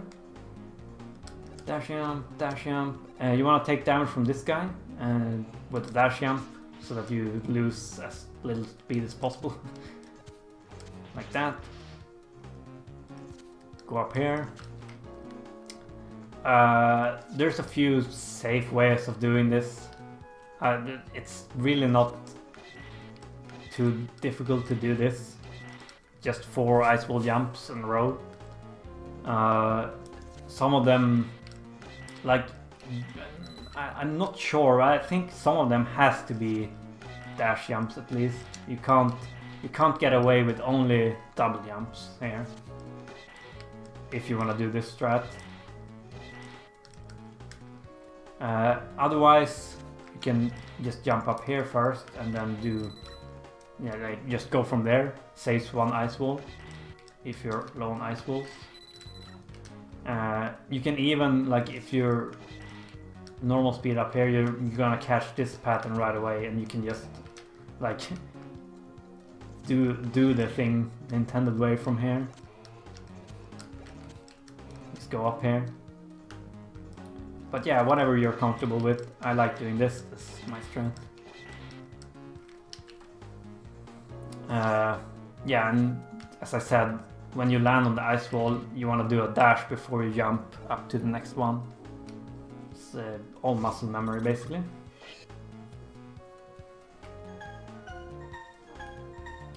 This room is always faster to clip. Like that, that room is as well, but this one always saves a lot of time by clipping. So here, visual cue. Oh, I still have the hand. Visual cue is the same, like this line here. So there is one line like right beneath this like edge here. It's the one after that. Visual cue I use here is actually like this part. I don't know what you want to call it. His helmet. It sticks out here. It's gonna be centered in this square here. That's my visual cue. Derpy visual cue. And it's the same inputs, just ice wall and dash. Where am I? Okay.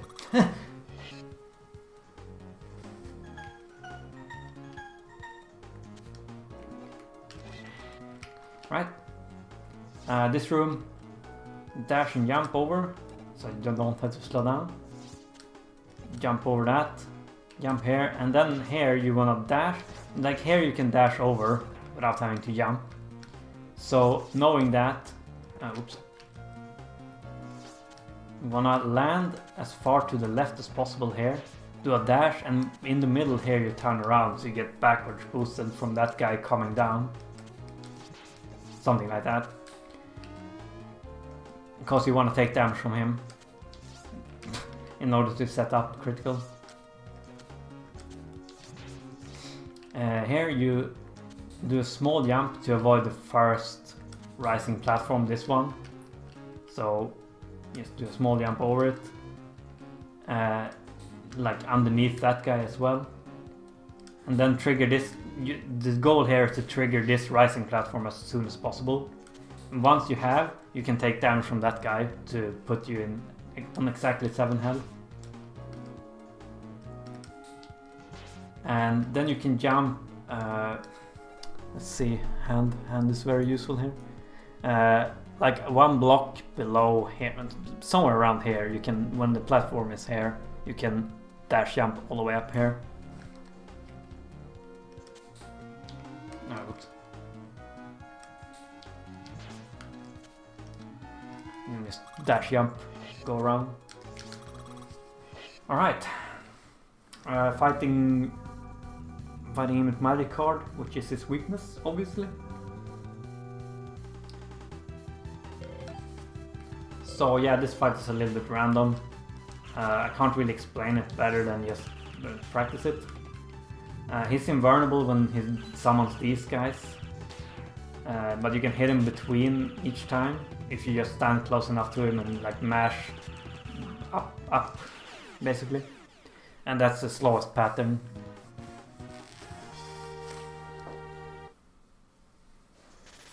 The fight is very easy with magic card, especially if you're in critical health and do a lot of damage to him.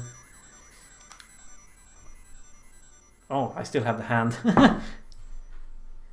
Well.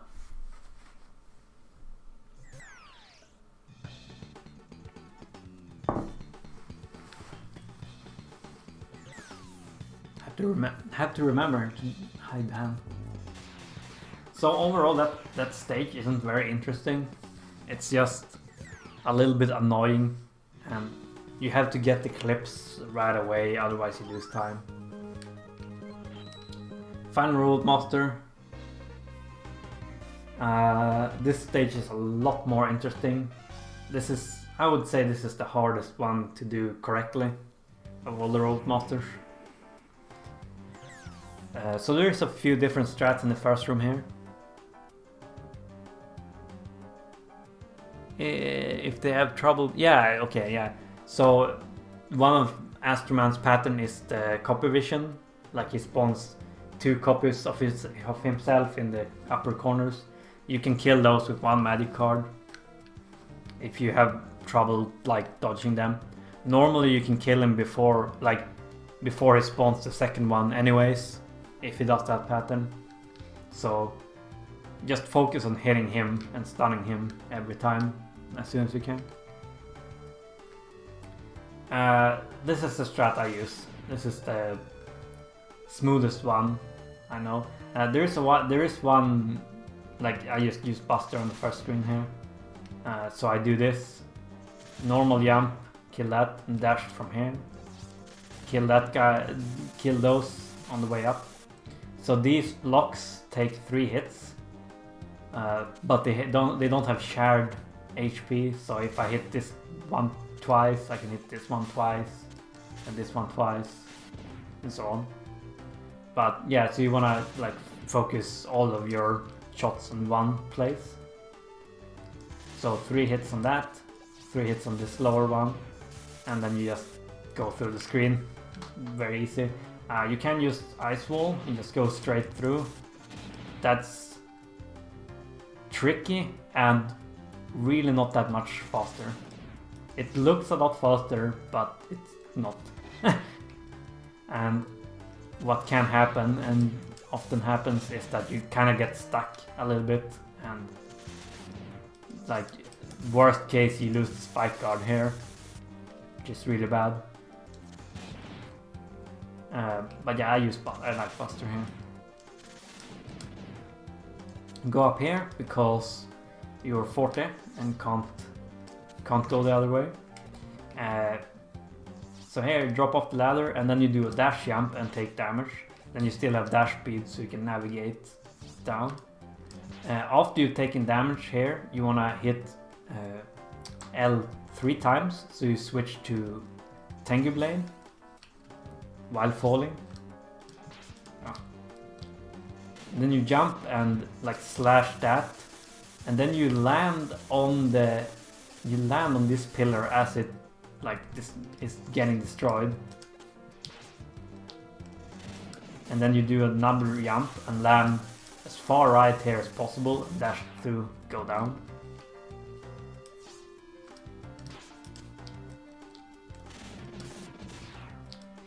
Dash, dash, dash.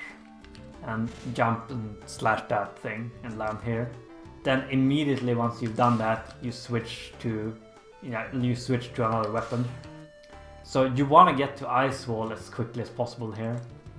So however you do that, it's up to you. Depends on your grip and whatnot.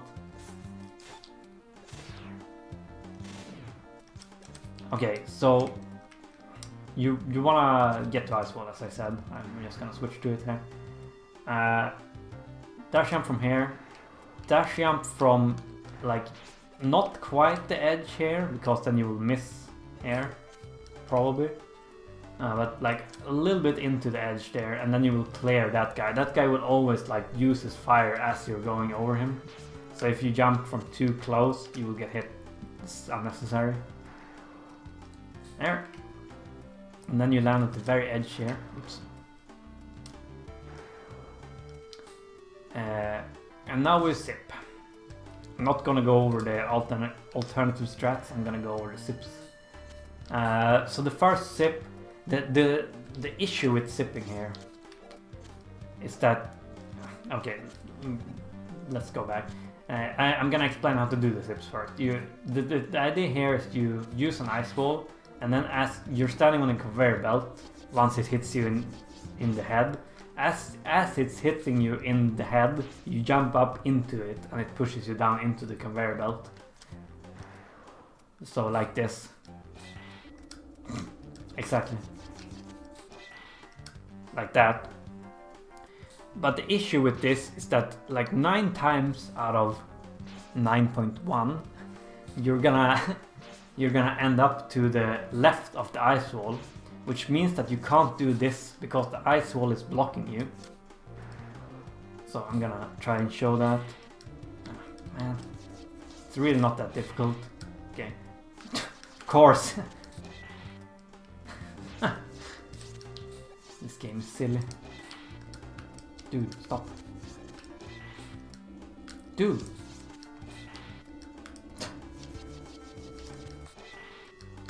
Alright, now I'm being silly. So,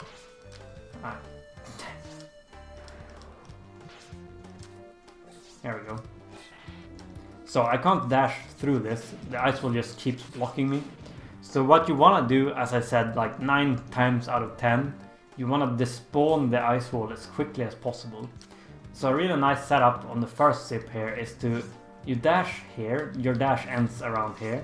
You do like a full jump, so you land very far into the conveyor belt before you like get into the conveyor belt. So like this. And then you can dash backwards twice, turn around and then start dashing, because that despawns the ice wall. So let's see if I can do it full speed.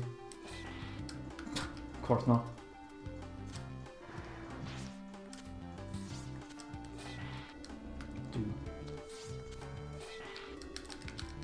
So like that.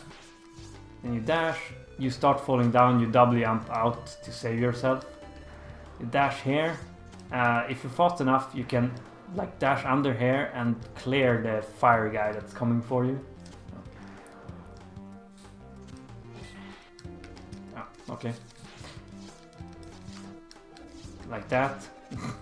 Alright, you can clear him, and then you can set up the next sip here. This one is a little bit trickier. Oh my god, because you're always standing on a conveyor belt and it starts going faster and faster.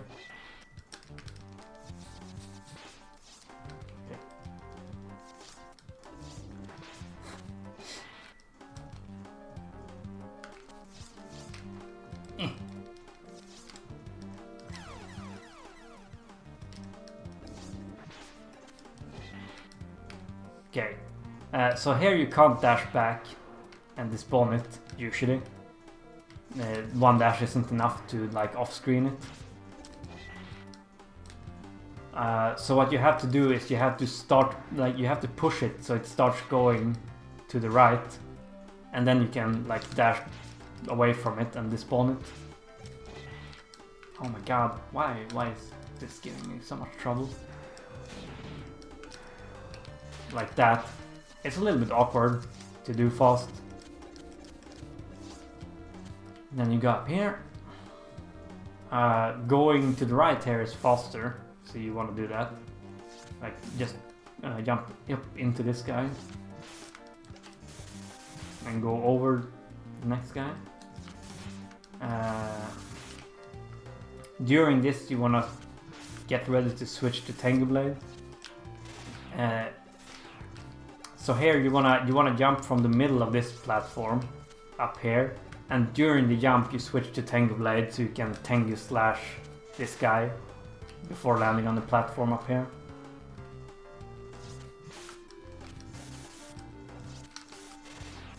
And then just dash down here.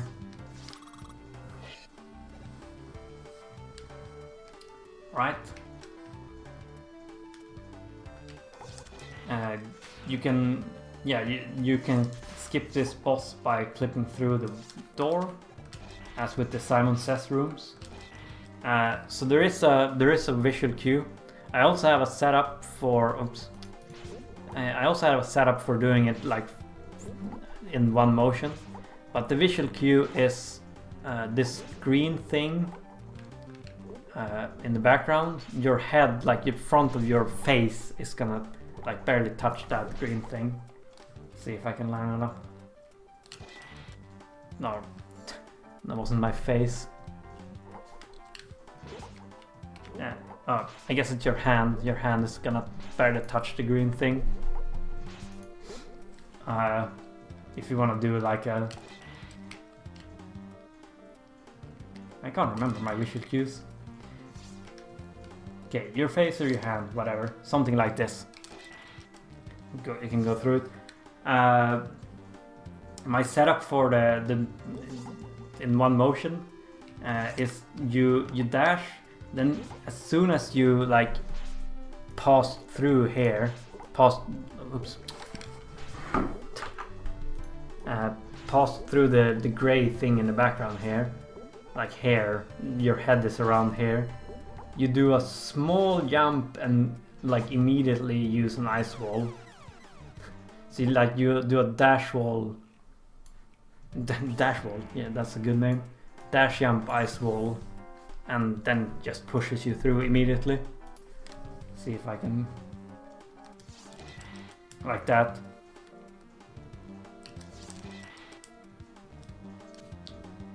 It's not that difficult.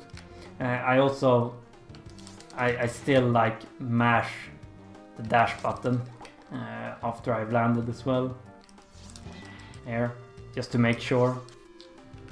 Down here, dark rooms, hard to explain. You kind of just have to learn the dark rooms. Oops.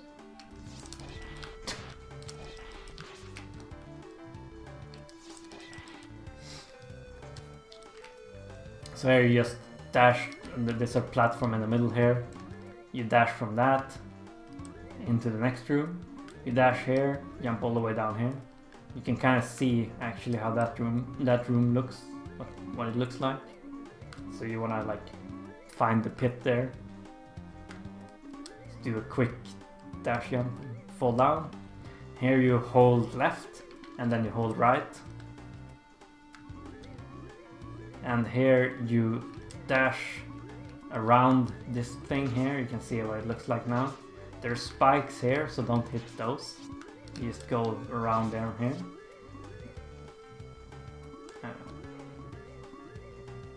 Around, and then you dash all the way to the wall. Dash jump up here, or double jump up here. Into the light.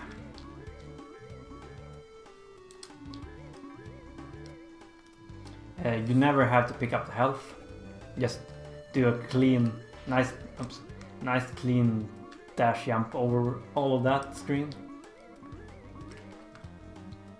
From here, whee! Switch to Tengu Blade on the way down.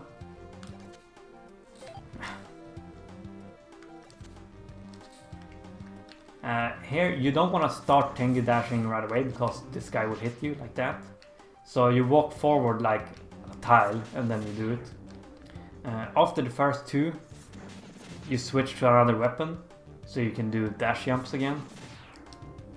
Dash jump up here, take damage from this guy and this guy. So these two, this is an interesting thing about this part. These two do 2 damage and this guy does 4. So like you would think that taking damage from only this guy is better because you only take damage once. But the way it works out is because these conveyor belts are moving forward, you actually lose less time taking damage twice while standing on a conveyor belt than jumping up and trying to take damage from that guy. So this is better. You dash into this guy, dash into this guy. You should have health for that no matter what. During this section you want to switch back to Buster. If you're on critical here, you really don't want to take more damage. So then I would say jump up and you fire a few bullets like through here. Don't hit this thing, just right above it. And that will kill this copter guy. Like that. If you're not on critical, you can try this strat where you jump between this thing and the bullet that guy shoots.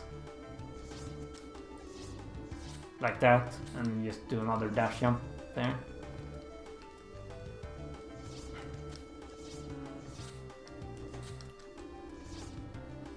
Dash into this guy and dash into this guy if you have health for it. Otherwise you can jump over the first one. If you only have like health for 1 damage boost, those do 4 damage by the way. You can jump over the first like wall here and dash into this one, and that will give you enough iframes to get through that one cleanly.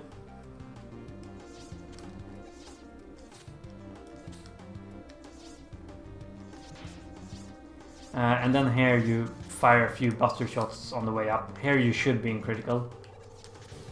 And then just remember to do a dash jump from here in order to not lose your speed.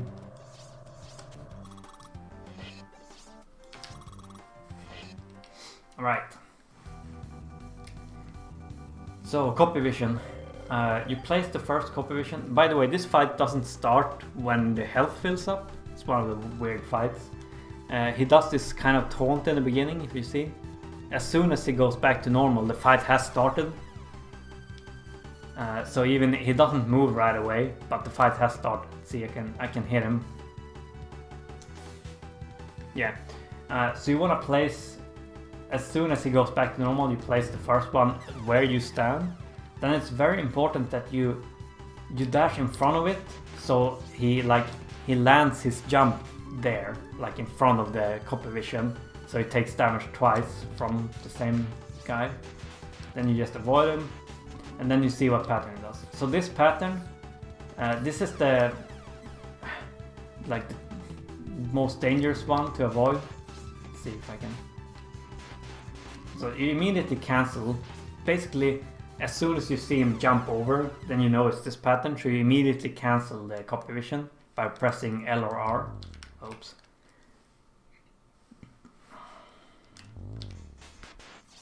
So you wait for him. Start of the fight is always the same. Start of the fight, put copy vision, stand here, do a double jump here to avoid him.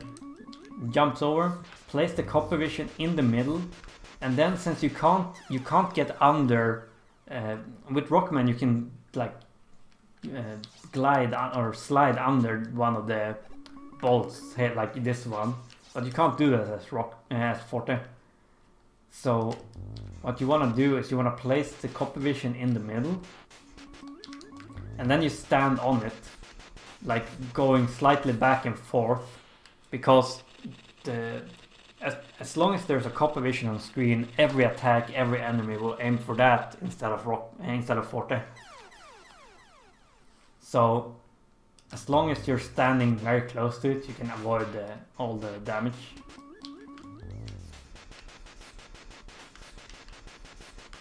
Okay, and as soon as it goes up here, you can do this from a dash jump up here. You want to place the copy vision as close to the ceiling as possible, basically.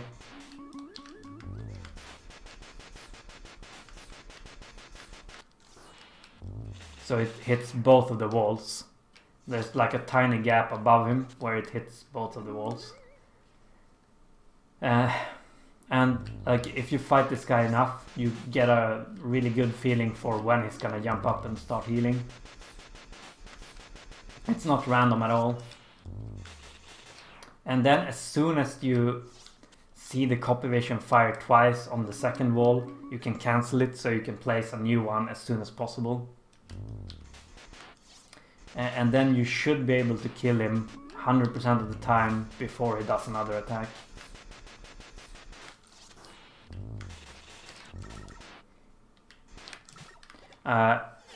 Small note, if you're trying to optimize the ending of this fight, the copy vision does 2+2 damage, and your buster shots do 1+2 damage, so 4 or 3. However, you can usually hit him faster with your buster shots than a copy vision. Oops.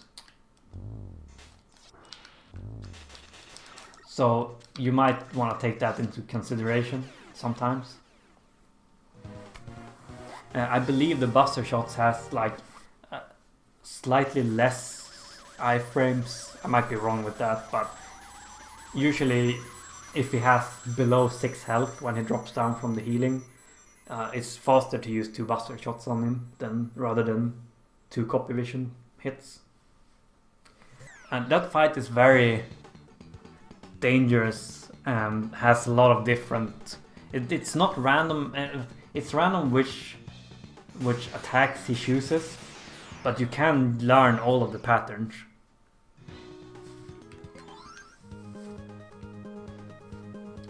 And I'm not gonna have time to explain all of the patterns here, obviously.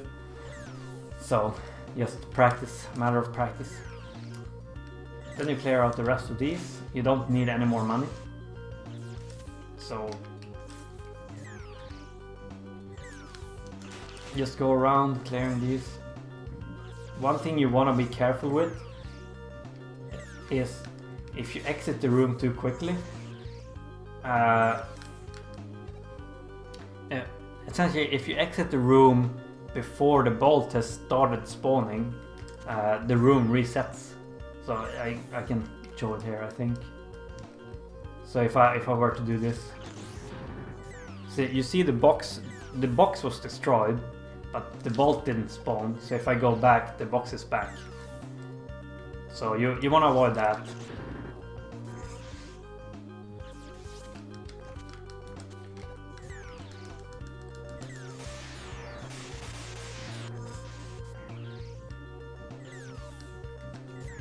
And you don't need to go to the shop a second time, so you can just go straight into king stages. Whoops.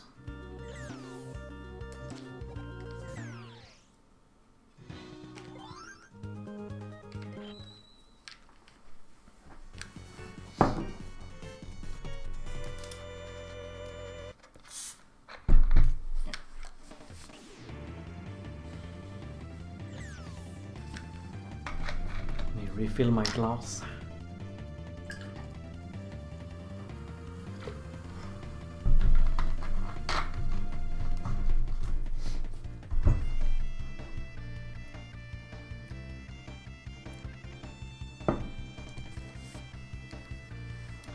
Right. So we're base. We don't need to sip. We don't need to do this sip here. It's just slower. Even if you manage to do it perfectly on the first try, it's still slower because we're base. And we can just do this instead. Very simple. This actually... There's probably easier ways of doing this, but I'm gonna go over what I do. I dash to the left in the beginning while switching to ice wall, then dash back, like do a dash jump straight up, like try to get as high as possible with the ice wall jump, so I can land here. Normally in runs I would take up this instead of the extra life. This is actually useful. So here, then you do another dash ice wall jump from here. If you do everything correctly, you don't need to grab the ladder. But if you mess up any of the like ice wall jumps from this part, like if you don't get as high as possible after this here, you have to grab the ladder a little bit. Damage boost from the Sniper Yo. and use an ice ball on the last enemy on the screen here.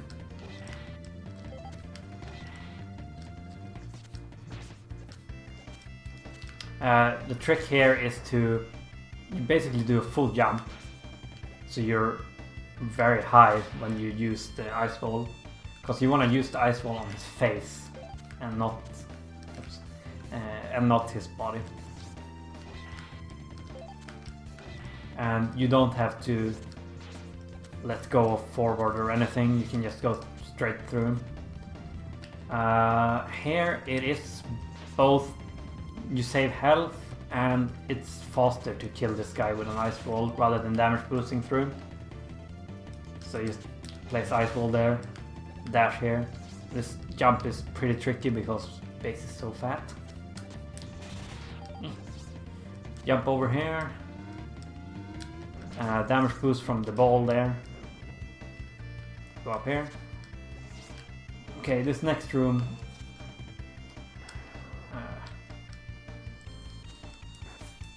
You want to do that. I don't know how to explain it, just do that. You switch to Tengu Blade and dash twice and clear everything.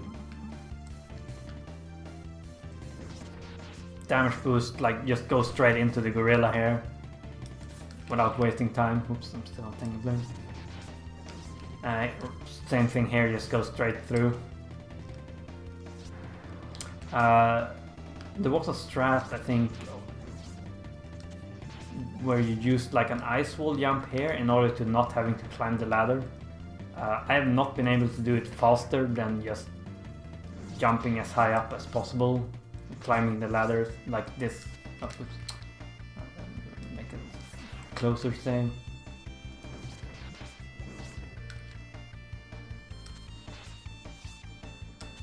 Like if you do that, like you can do it a little bit better.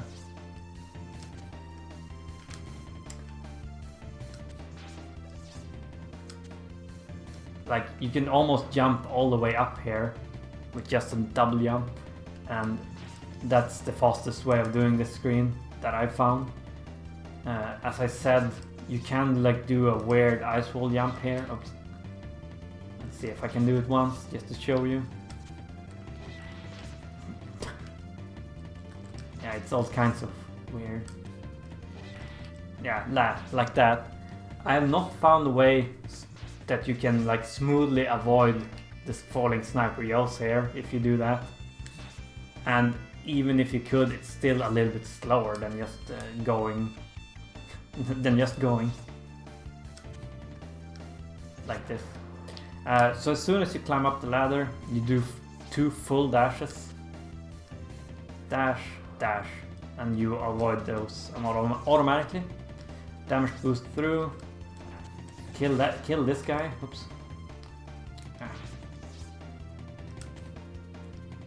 Dash, dash. You wanna jump here so you don't lose speed. Dash, hold down. Yeah, so you can do a full jump from here and then dash once and hold down and grab the ladder.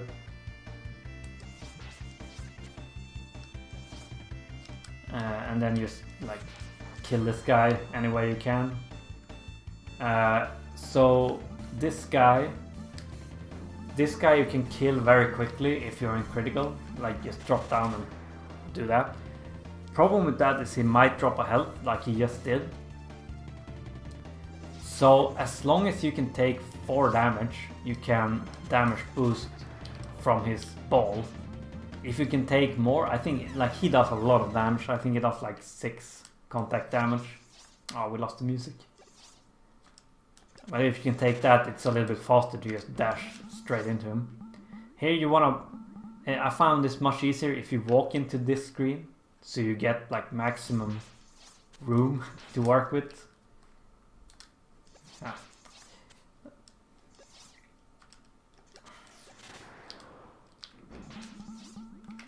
Here, so you can just dash up here, because you need to delay a little bit here so that the shield guy has time to turn around. Obviously you can't go this way because you're not Rockman. And just jump up here as you're killing that guy. which should be very easy when you're on critical health. And you should always be on critical health at this point. There. Then you dash from here and you land here. You can stand like fully, I think, without getting hit there, yeah. While you're jumping over here, you hit R twice to switch to Tengu Blade. Jump up, kill this guy. R twice, land here. You dash from here, like as soon as you see all of bases on this platform, you dash and you go cleanly through the shield guy. Normally you would kill him as well. I don't know why he didn't take any damage, but yeah. If you're on critical, you will kill that guy. You drop down here and you instantly refill Tengu Dash, which is nice. And then you switch back to fire as you jump up here. Dash and jump up here.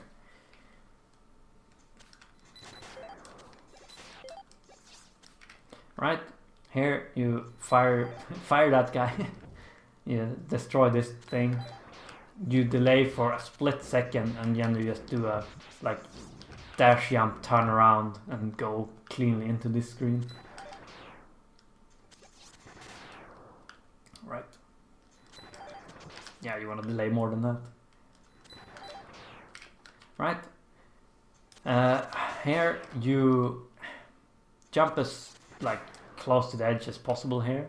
You hold fire immediately, so you kill that guy. Basically on the way up. Yeah, if that happens, it just means you jumped like too late or too low. So your goal is clearing this gap is very easy. Your goal is to hit that guy. Focus on that. Then you go up here. You do like a small dash jump so you can fall down here. On the way down you can start holding fire so that you kill this frog. It's a little bit tight. It's not too bad though. If you're worried about hitting the spiny hair, you can do a small double jump at the end here. It's not a big deal. Like, but ideally you wanna fall cleanly straight through here. Which I can't seem to do now. Like that. Then you do a full jump over here. On the way down, start holding fire on the way down. Then you kill that guy as well. Basically, the trick to this screen after the first guy is to just start holding the fire button on the way down each jump to kill all the enemies. If you're trying to kill, like, let's say this frog by holding up, you might like not hit one of them and might kill you. But holding the fire button once you start falling, you always hit both of them. In here you have to quickly do some math. His drill, like his horn, does 4 damage. His missile does 2. And you don't want to waste time killing him if you can avoid it. So just do that. Basically anything below 4 health is the same on the boss. Either way. See if you can end up at the boss with like 5 health, that's good. Okay. Let's see. How did I do this? So you dash jump over to here. Oh yeah. You dash jump here. And then you just dash off this. Don't dash jump off this. While you're doing this, you can switch to ice. Yeah, you definitely don't want to dash jump off of this, the little edge there. Oops. So you dash off. And then to skip this cutscene, when you're falling down here, like you keep holding right, as like right before you hit the ground, you do your double jump and the ice wall. Your goal is to spawn the ice wall here, like in the middle, so the ice wall doesn't spawn in the ceiling or the ground. And that will push you to the door. Like that. Like, see, even if it spawns in the ceiling or in the ground, it works most of the time still. But if you manage to spawn it out like in the small corridor, it always works. The trick is just to walk from this edge and just don't let go of right. Yeah, that's not good if you do that. Alright, so skipping that cutscene also makes it so that you can start moving on the boss earlier. By the way, he turned around on him by himself. I didn't press any extra button. I didn't let go of right. Okay, so you can start moving like as soon as the black thing starts going out, like the circle starts going out. You can hold left here. There's ton of lag here, and lag in this game tends to eat your inputs. So you almost want to mash jump in order to just not walk down into the lava, which can happen. Ideally you take like a half a step and then you jump so that you can get up onto this edge and start lowering the platform as soon as possible. Let's see, it ate my jump there, like 3 jumps in a row. Okay. So, oh man, I'm dead. Hand time. See this pipe in the background? You want to line up so that the copper vision shoots along this pipe, basically. It's not the biggest of deal if it shoots a little bit higher, but that's what I use as visual cue. And then you just, like, you hug this wall and just hold it level here. You can count the hits in order to know when to throw the next copper vision. Oops. He is like, if the first bullets hit him, like the first 2 bullets I think hit him, you're gonna have time for 4 hits. So 2, 3, yeah, and would have been 4 if I just lined it up better. 1, 2, 3, and 4. You could hear the dings there, means I messed it up. 1, 2, 3, 4. So on the 4th it disappears. So as it hits the 4th time you can spawn a new one.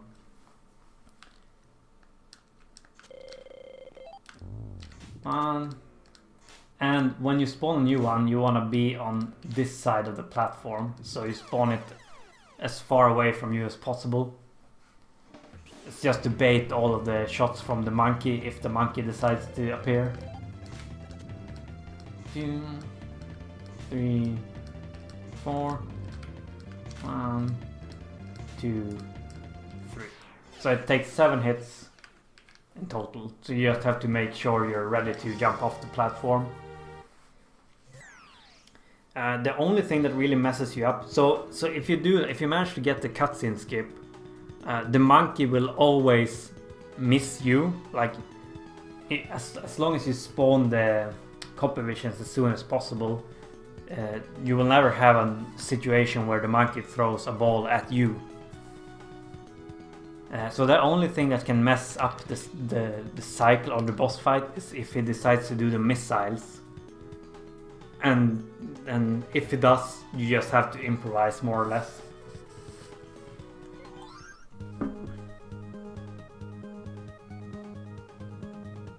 Sup, Ibuki? Yeah, high five. It's only 4 fingers though, but...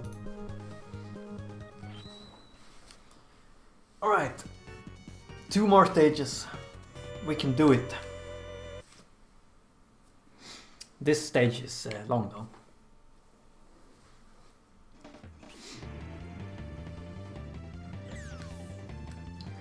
Alright, so I'm gonna show you my setup for getting into the boss fight with exactly 7 health. If you like find another setup, nice, good for you. Yeah. So dash once and jump up here and dash under this guy. You can dash over this hole, which is fine. But if you want to save the frames, you do a tiny jump over there so you don't lose any speed. Or you lose a little bit speed. That also lines up the next dash, so you can, like, at the very end of the dash, you can jump and turn around and do a backward damage boost of that guy. You want to take damage from this guy. First enemy you take damage from. Jump over the frog, take damage from the rhino itself, not his attacks. So the rhino does, I believe, 10 damage. It does a lot of damage. And then you jump up here. So, under, backwards damage boost, into the rhino, and up here. And then you go to the right. So basically you dash and jump straight up here.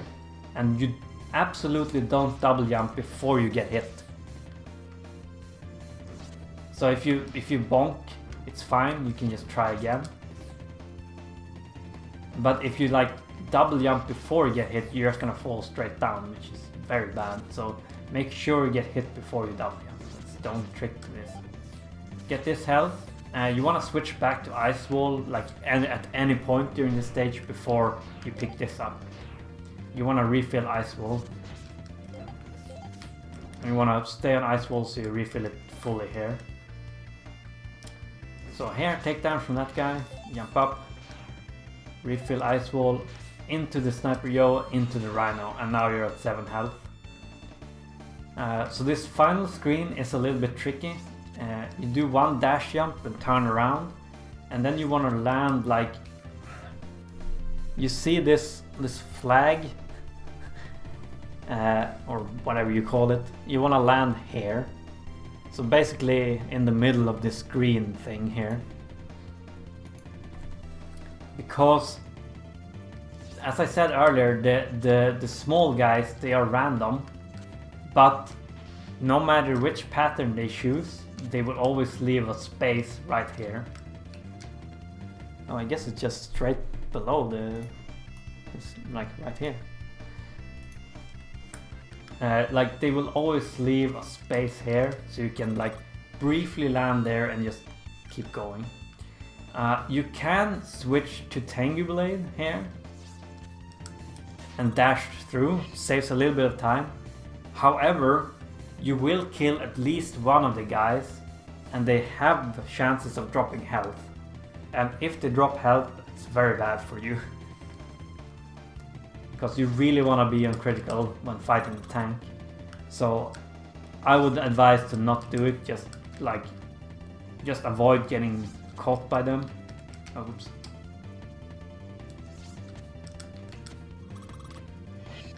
And go into the boss fight. The boss fight, this is the most random boss fight ever, basically. So the boss has 4 attacks, plus as long as you're standing below him, like this, like on the bottom floor, he can also choose to just delay, like not attack you. So you can see he moves, and then he attacks you. And he moves, and then he attacks you. And so on and so on. Or he can move, and then move again, but that only happens if you're staying on the bottom floor. If you're standing on his floor, he will always attack you after moving. After a while you will kind of start seeing through him a little bit, like he has some signs on which attack he's gonna do. So he has the front cannon here, he has the top cannon that drops mines, and he has the back door that like releases enemies. He also has the charge. Let's see if we can get him to charge. It's just random. And the charge counts as one attack. So even if you stand up here, you can get trolled. So the goal is to destroy his front cannon, his top cannon, and the back door. You can also destroy his, like, whatever you call them, his feet. I don't know what you call them, his wheels. But that doesn't do any damage to the boss. It just prevents him from charging towards you. Anyways, so on to fighting him. You want to start out on lightning, and basically you want to go down here, so you're right below this square, like right in front, like here. This is a good spot. As soon as you're here, you use lightning, and you're basically guessing that he is going to attack you in the beginning, and he usually is. It's very rare that he doesn't attack you. If he does this, you just keep mashing until it's dead. If he does the top cannon, the top thing here, you hit it once and then you just dodge him, and then you guess again, basically. It's unfortunate we didn't get that pattern. Maybe we can manipulate it a little bit.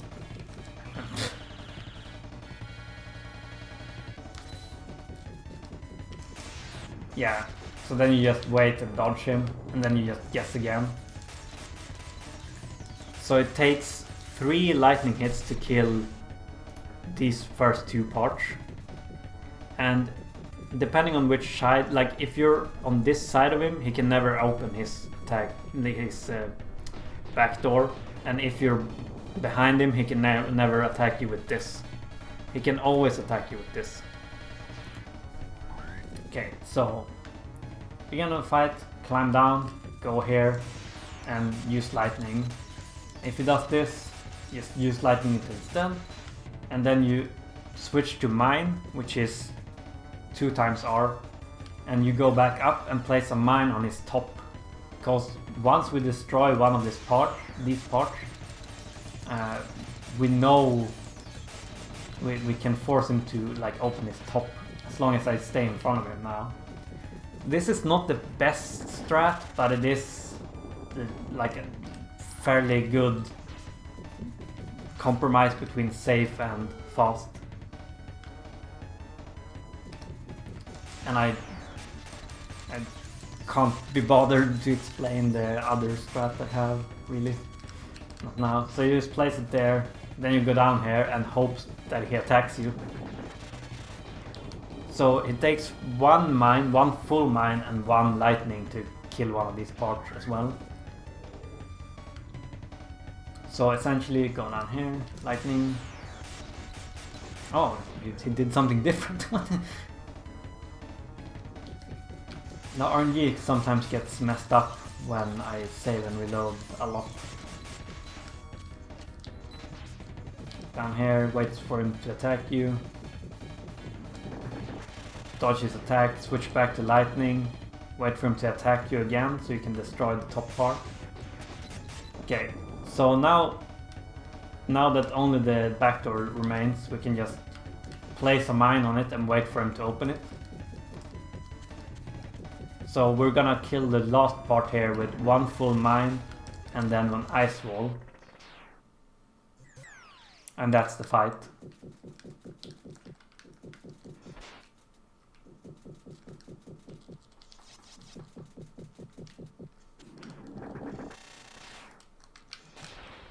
And then you wanna like dash to the middle of him so you get teleported quicker. And then you're free from RNG, I almost said. Switch to fire here as quickly as possible so you can kill that bunny. Don't bother about picking up anything here. Just use fire. You go through here. This room is the last room of this stage. Again, the ball only does 4 damage. But here I would recommend, so if you're already on critical, you can kill this guy. It's very quick. And you can dash jump up here without having to grab the ladder. And if you can take it, 3 damage, just damage boost through these guys and just stay on fire. That's totally fine. That's that's the recommended strat, I would say. If you're too low on health, so if you're like at 3 or 2, you wanna, as you're jumping up here, you wanna hit R twice so you switch to Tengu Blade. Oops. You have to be kinda quick to do this in time. And yeah, and then you can hit L twice to go back to fire once you're through the telly.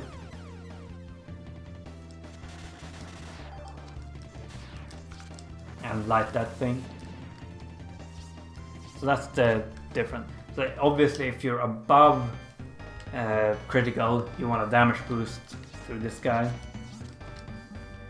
You can also, if you're feeling risky, you can damage boost here and just go through these guys later, like that. However, keep in mind that these can drop full health, like big health drops, and that will screw you up. And if you're still on above critical here, you have to start taking damage from these guys until you're below, because there's nothing really to take damage on in the boss fight itself. So just keep that in mind.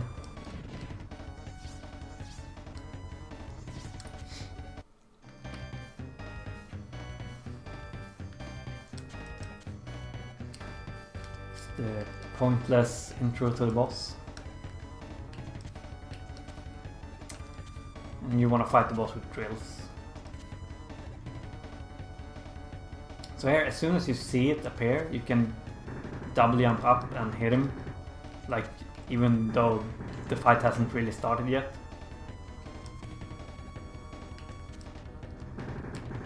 As soon as you can like squeeze the drill between the two parts. Also, important note on this fight is that if you hit him, like if I hit him now, damn, that was too well timed. Damn it, I'm too good. If you hit him before his iframes run out, you won't do any damage, but you will extend his iframes. So you want to make sure he actually becomes vulnerable before hitting him again. And he takes 6 hits. And it doesn't matter if he dies first or if you die first, but you want to die after you're sure he's going to die. Because they will skip the whole like outer part of the boss fight. It will cost you a life, but it's definitely worth it. So 3, 4, 5, like that. Can't YOLO into the jet and double jump to a plat. But you can take damage from the boss, yes, it's very easily. But the boss contact damage is 1. So it's like, it's not even worth doing. The only thing you can like safely sort of take damage from is the fists. But that's random, obviously, if he's gonna use them or not. Anyways, you're into the final part of King 2. First screen, very easy. You want to switch to fire at some point. Just dash and jump over this. This jump is a little bit scary. You have a spike guard, so if you lose it here, it's not the biggest of deals, but it's nice to still have it. Switch to fire so you're on fire and can kill the penguin on the way up here. It's a little bit faster than damage boosting through it. Right after you can switch to drill again, and basically as you climb up here, like as you come up of the climb, you can just like mash out a drill. And that should take care of both the treasure chest and the block.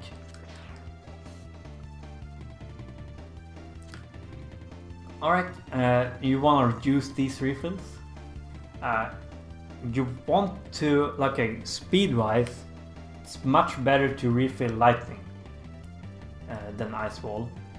Safety wise, you wanna have full ice wall, but just like it's obviously faster here too to just pick up all, like just switch to lightning, which is one button press from drill and just dash back and forth.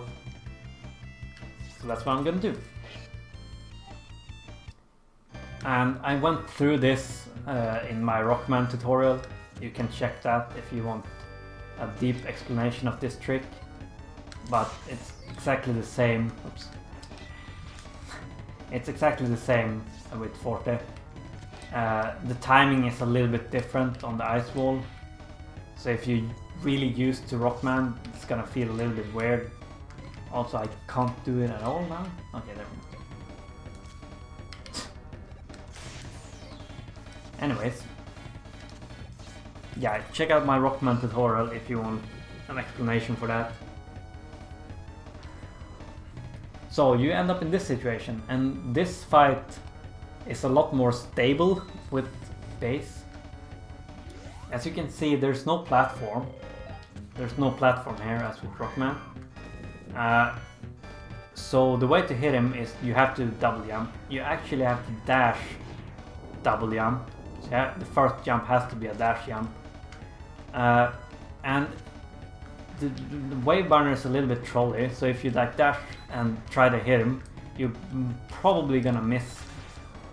You wanna start using wave burner like during the second jump and not as you're trying to hit him. So what I do is basically the ice wall jump input. So I imagine I do an ice wall jump essentially from the double jump, and I will hit him. So if you're really brave, you want to take damage, contact damage from the boss after every hit. And that way you can kill him in one hit faster. So hit him, take damage, hit him, take damage, hit him, take damage, and hit him. Because for the last hit, for some reason his iframes doesn't trigger. So you can essentially do double damage for the last hit.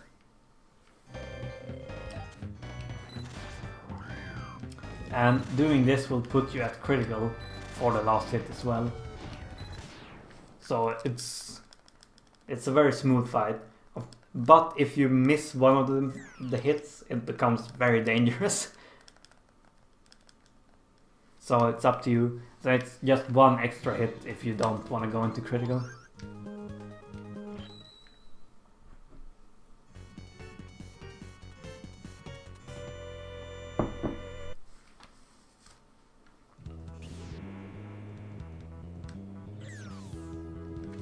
Alright. Important refills here. You have to be on full, and okay, you don't have to. You can miss up to like 3, I believe, energy. But you really want to be on full energy for lightning, and then you want to be on full for ice wall as well. So my strat: press R once and start to dash while dashing.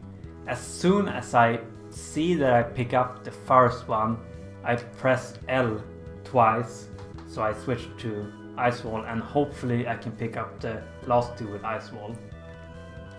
So like that. It's actually very important. It's not a big deal if you want to stay on lightning, so that you only like just refill lightning and don't bother with ice wall. But filling up ice wall now is gonna save some time later. Okay. So this is all the refights, basically, refight stage. You wanna get into critical health as soon as possible.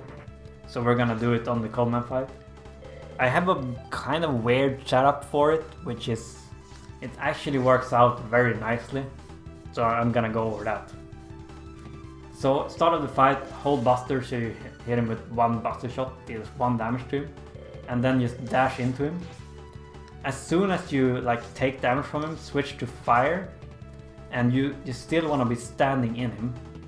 So dash into him, switch to fire, wait for another hit and hit him, dash back and take damage from the ice wall that he throws. So cluster, fire, take damage from the ice wall, fire once more, take damage from him, use lightning, take damage from him, use lightning. So now you're on 5 health, and now you can just match lightning. And it will leave you with 1 lightning shot. And 5 health. 5 health is very important for the next part. 4 health is very bad.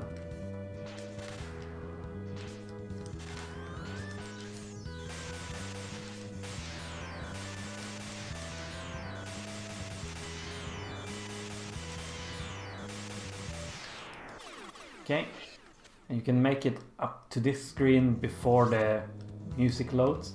So okay, so this rhino is always going to use his horn to attack you. So 100% of the time you can do this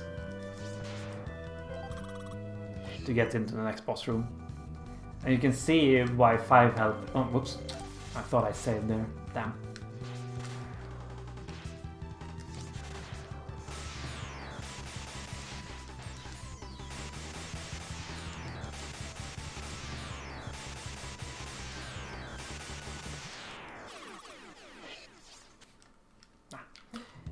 Okay, let's make a save here. So you can see why 5 health is important to have, because the horn does 4 damage. If you're for some reason on lower, you need to jump over him and shoot the cloud on the way. It's not very difficult, but it's a lot very scary at this point in the run. Oops. Oh. I need to reset. Okay.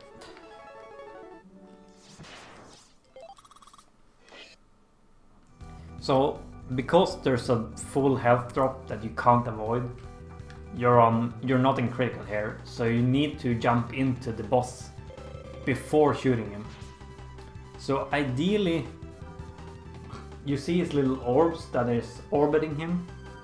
Those do 2 damage. So ideally you take damage from one of those, like that. But contact damage with the boss does 4, which is still fine. It puts you at 5 health. And as soon as you take a hit, you can start like the fight again as normal. Oh.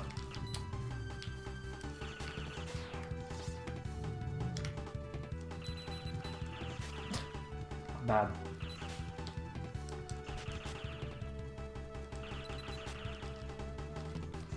Okay, small tip here, switch to lightning before you touch this door. Sometimes you will end the fight like right at this door, but it's still like, I would still recommend that you switch to lightning before you touch this door. Because you're gonna do this and you really want that to go to lightning as lightning refill. So, okay. Otherwise you have to press a lot of buttons at the same time in order to switch to lightning before you get here.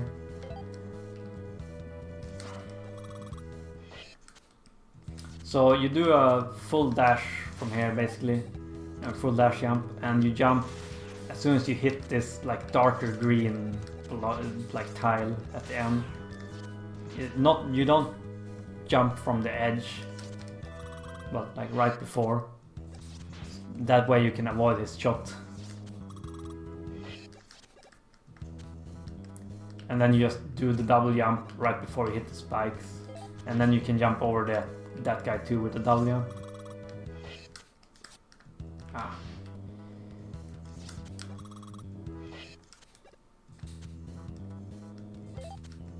Like that. Dash to the door.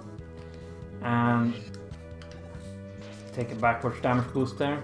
If you have a lot of health for some reason, you can jump into the lightning pillars instead. So this fight is exactly like last time. It's exactly the same as the normal fight.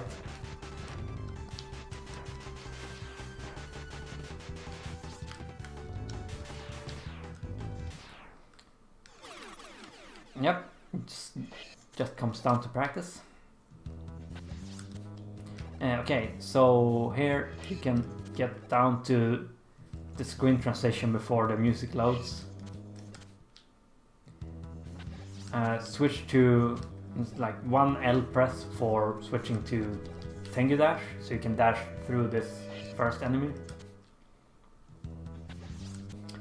You want to be like, if you dash immediately when you land here, you're gonna die, or you're gonna take damage at least. I can show you. Like that. So you want to delay it just a little bit so it gets a little bit closer. You go straight through him. And then you switch to Buster as you're falling here, so you can shoot that guy. And then you can shoot these two guys with Buster. So very important, you dash from here and you hold right, so you only pick up the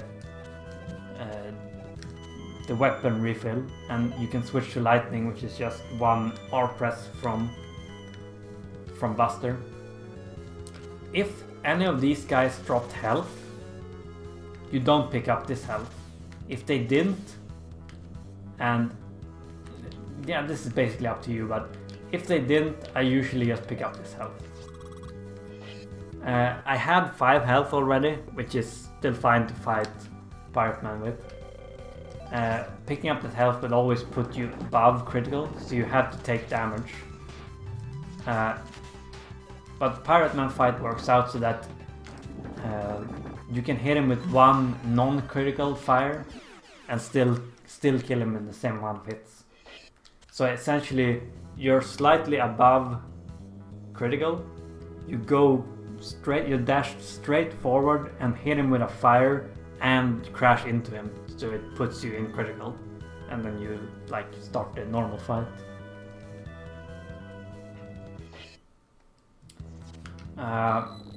Jump up here, hold fire. So if you do a full jump from here, like you have to be at the very peak to hit the top one. You want to avoid the top one, so you want to be like slightly below your peak. And he only push those 2 away, so you can jump up here right away. And then it's 2 R presses to switch to Tengu dash. And at any point during this, so you can dash through that guy.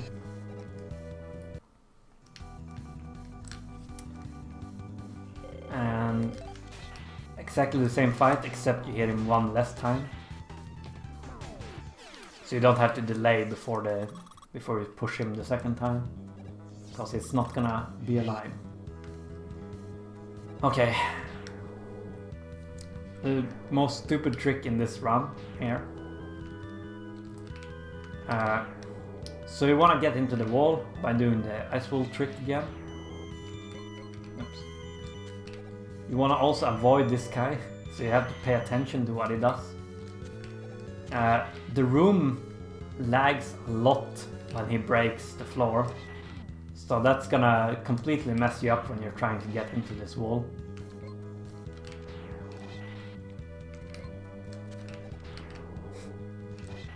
As you can see, like this is so stupid.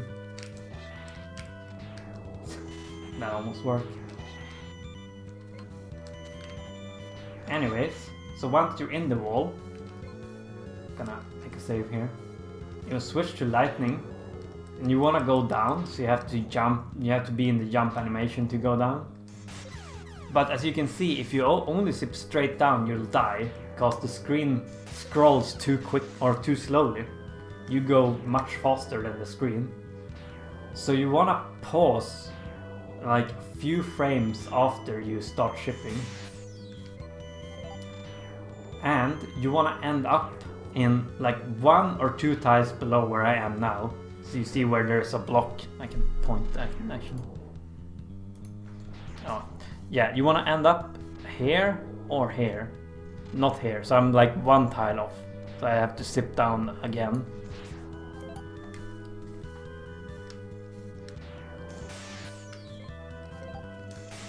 So here, if I end up here, I can just tap the jump button to jump up.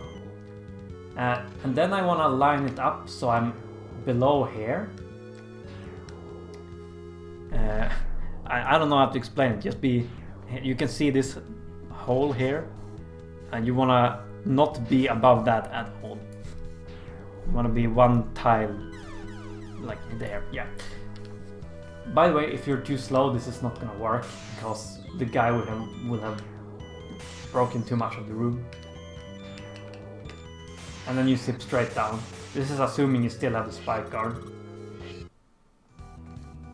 So you don't have to pause for the second zip if you still have the spike guard.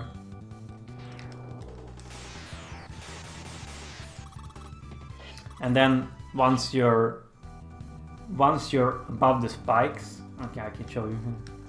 Oops, that was too late. Oh, by the way, be careful when you're zipping here, because if you're zipping while there's lag, the game might eat your pause input, which is a funny way to die. If you notice you paused too early or stopped too early, you can kind of buffer like that. So you can see I'm standing on the spikes, but I haven't activated the spike card yet. Like, the game doesn't know that I'm on the spikes until I dash. So here I just dash. I mash dash up a couple of times, and once I hit the first boss door, it automatically zips me to the other one.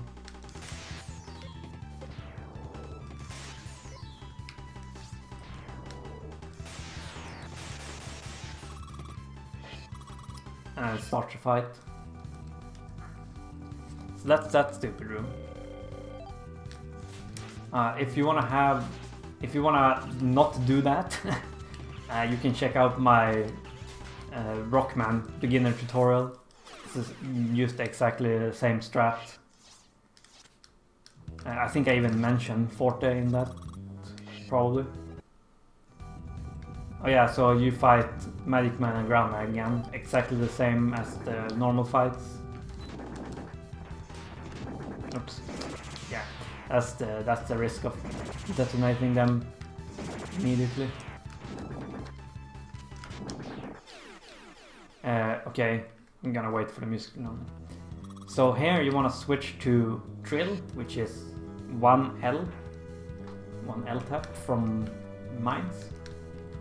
You want to jump up here, and at the peak of your jump you want to like mash out the drill basically, so it like spreads as quickly as possible at your peak of your jump. Then you wanna not go as quickly as possible. You wanna keep the drills at the very edge of your screen to minimize lag and to make the next energy pickup easier. So this energy you wanna collect with mines. You wanna refill mines with this energy. Also, if you have godlike reflexes, you might be able to dodge some health refills here if they drop some.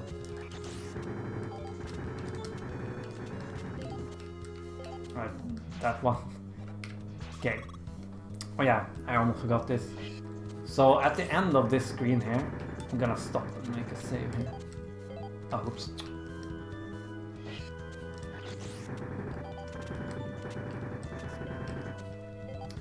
Okay, so you want to damage boost into the boss room, because that triggers the fight earlier for some reason. As you can see, I have a lot of health now, so I can take damage from this guy and then line it up and take damage from that guy and get boosted into the room. And you can see Tengu Man is like, it triggers all immediately, it gets all weird, and it actually saves more than like 2 seconds, I think. It saves like a lot of time to do that. Like that. Small note, if you're standing too far away from the door, so like here, it's still fine. I thought, wait, what happened?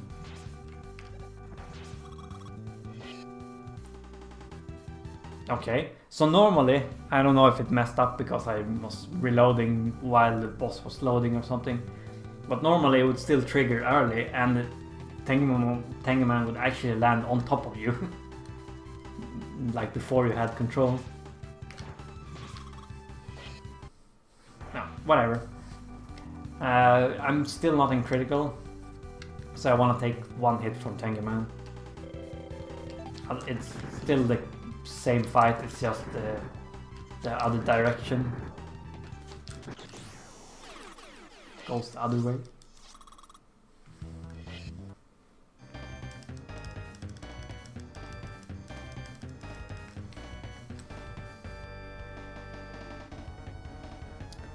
Maybe an advanced Rockman tutorial sometime in the future when I'm motivated. Alright. Final fight and then we're done. This first phase is very simple. It has a very exploitable AI. It's a little bit trickier with Forte just because he's so big. But essentially what you want to do is you want to dash under him. As soon as you go under him, he will try to crush you like that. And then you can just keep doing this forever.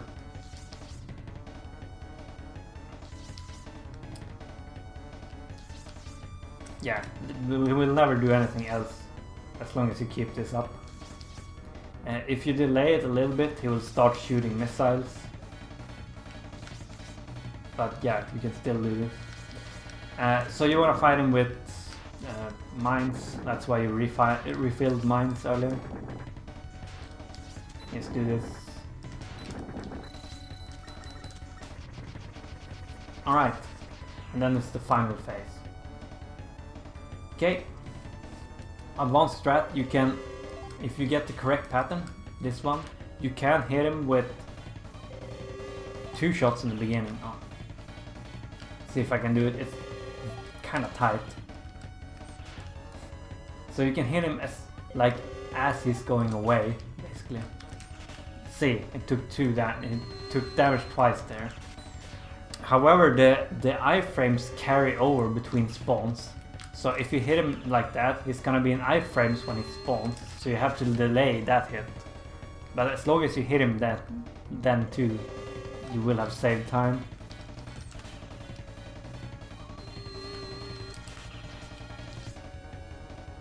And as I like to do this fight, I like to stand here. I still have the hand. Why haven't no one said anything about the hand? I stand in this area here. I stand here, cause yeah, basically if it spawns anywhere on this side, I dash here and then I jump. It's a little bit tricky. I don't always want to jump, but essentially if it spawns on this side of the room, I dash to the right, and then I watch the pattern. 2 out of 3 times I want to jump up. And if it spawns on that side, I dash the other way and do the same thing. And yeah, it's a handy image. And that's the fight. Like, you can dodge every pattern with base.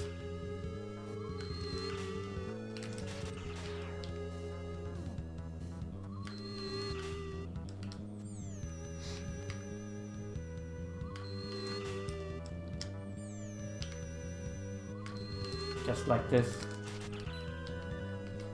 And if you want to be cheeky, you can try to get the final hit to be a double hit as well.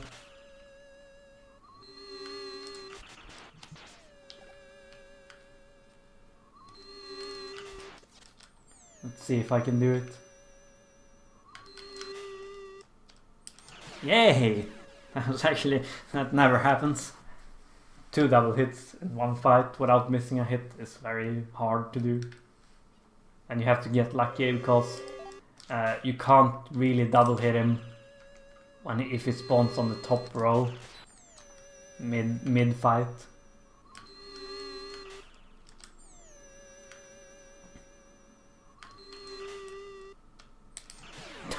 Easy. But yeah, that's the game. Only took 3 hours to go through everything.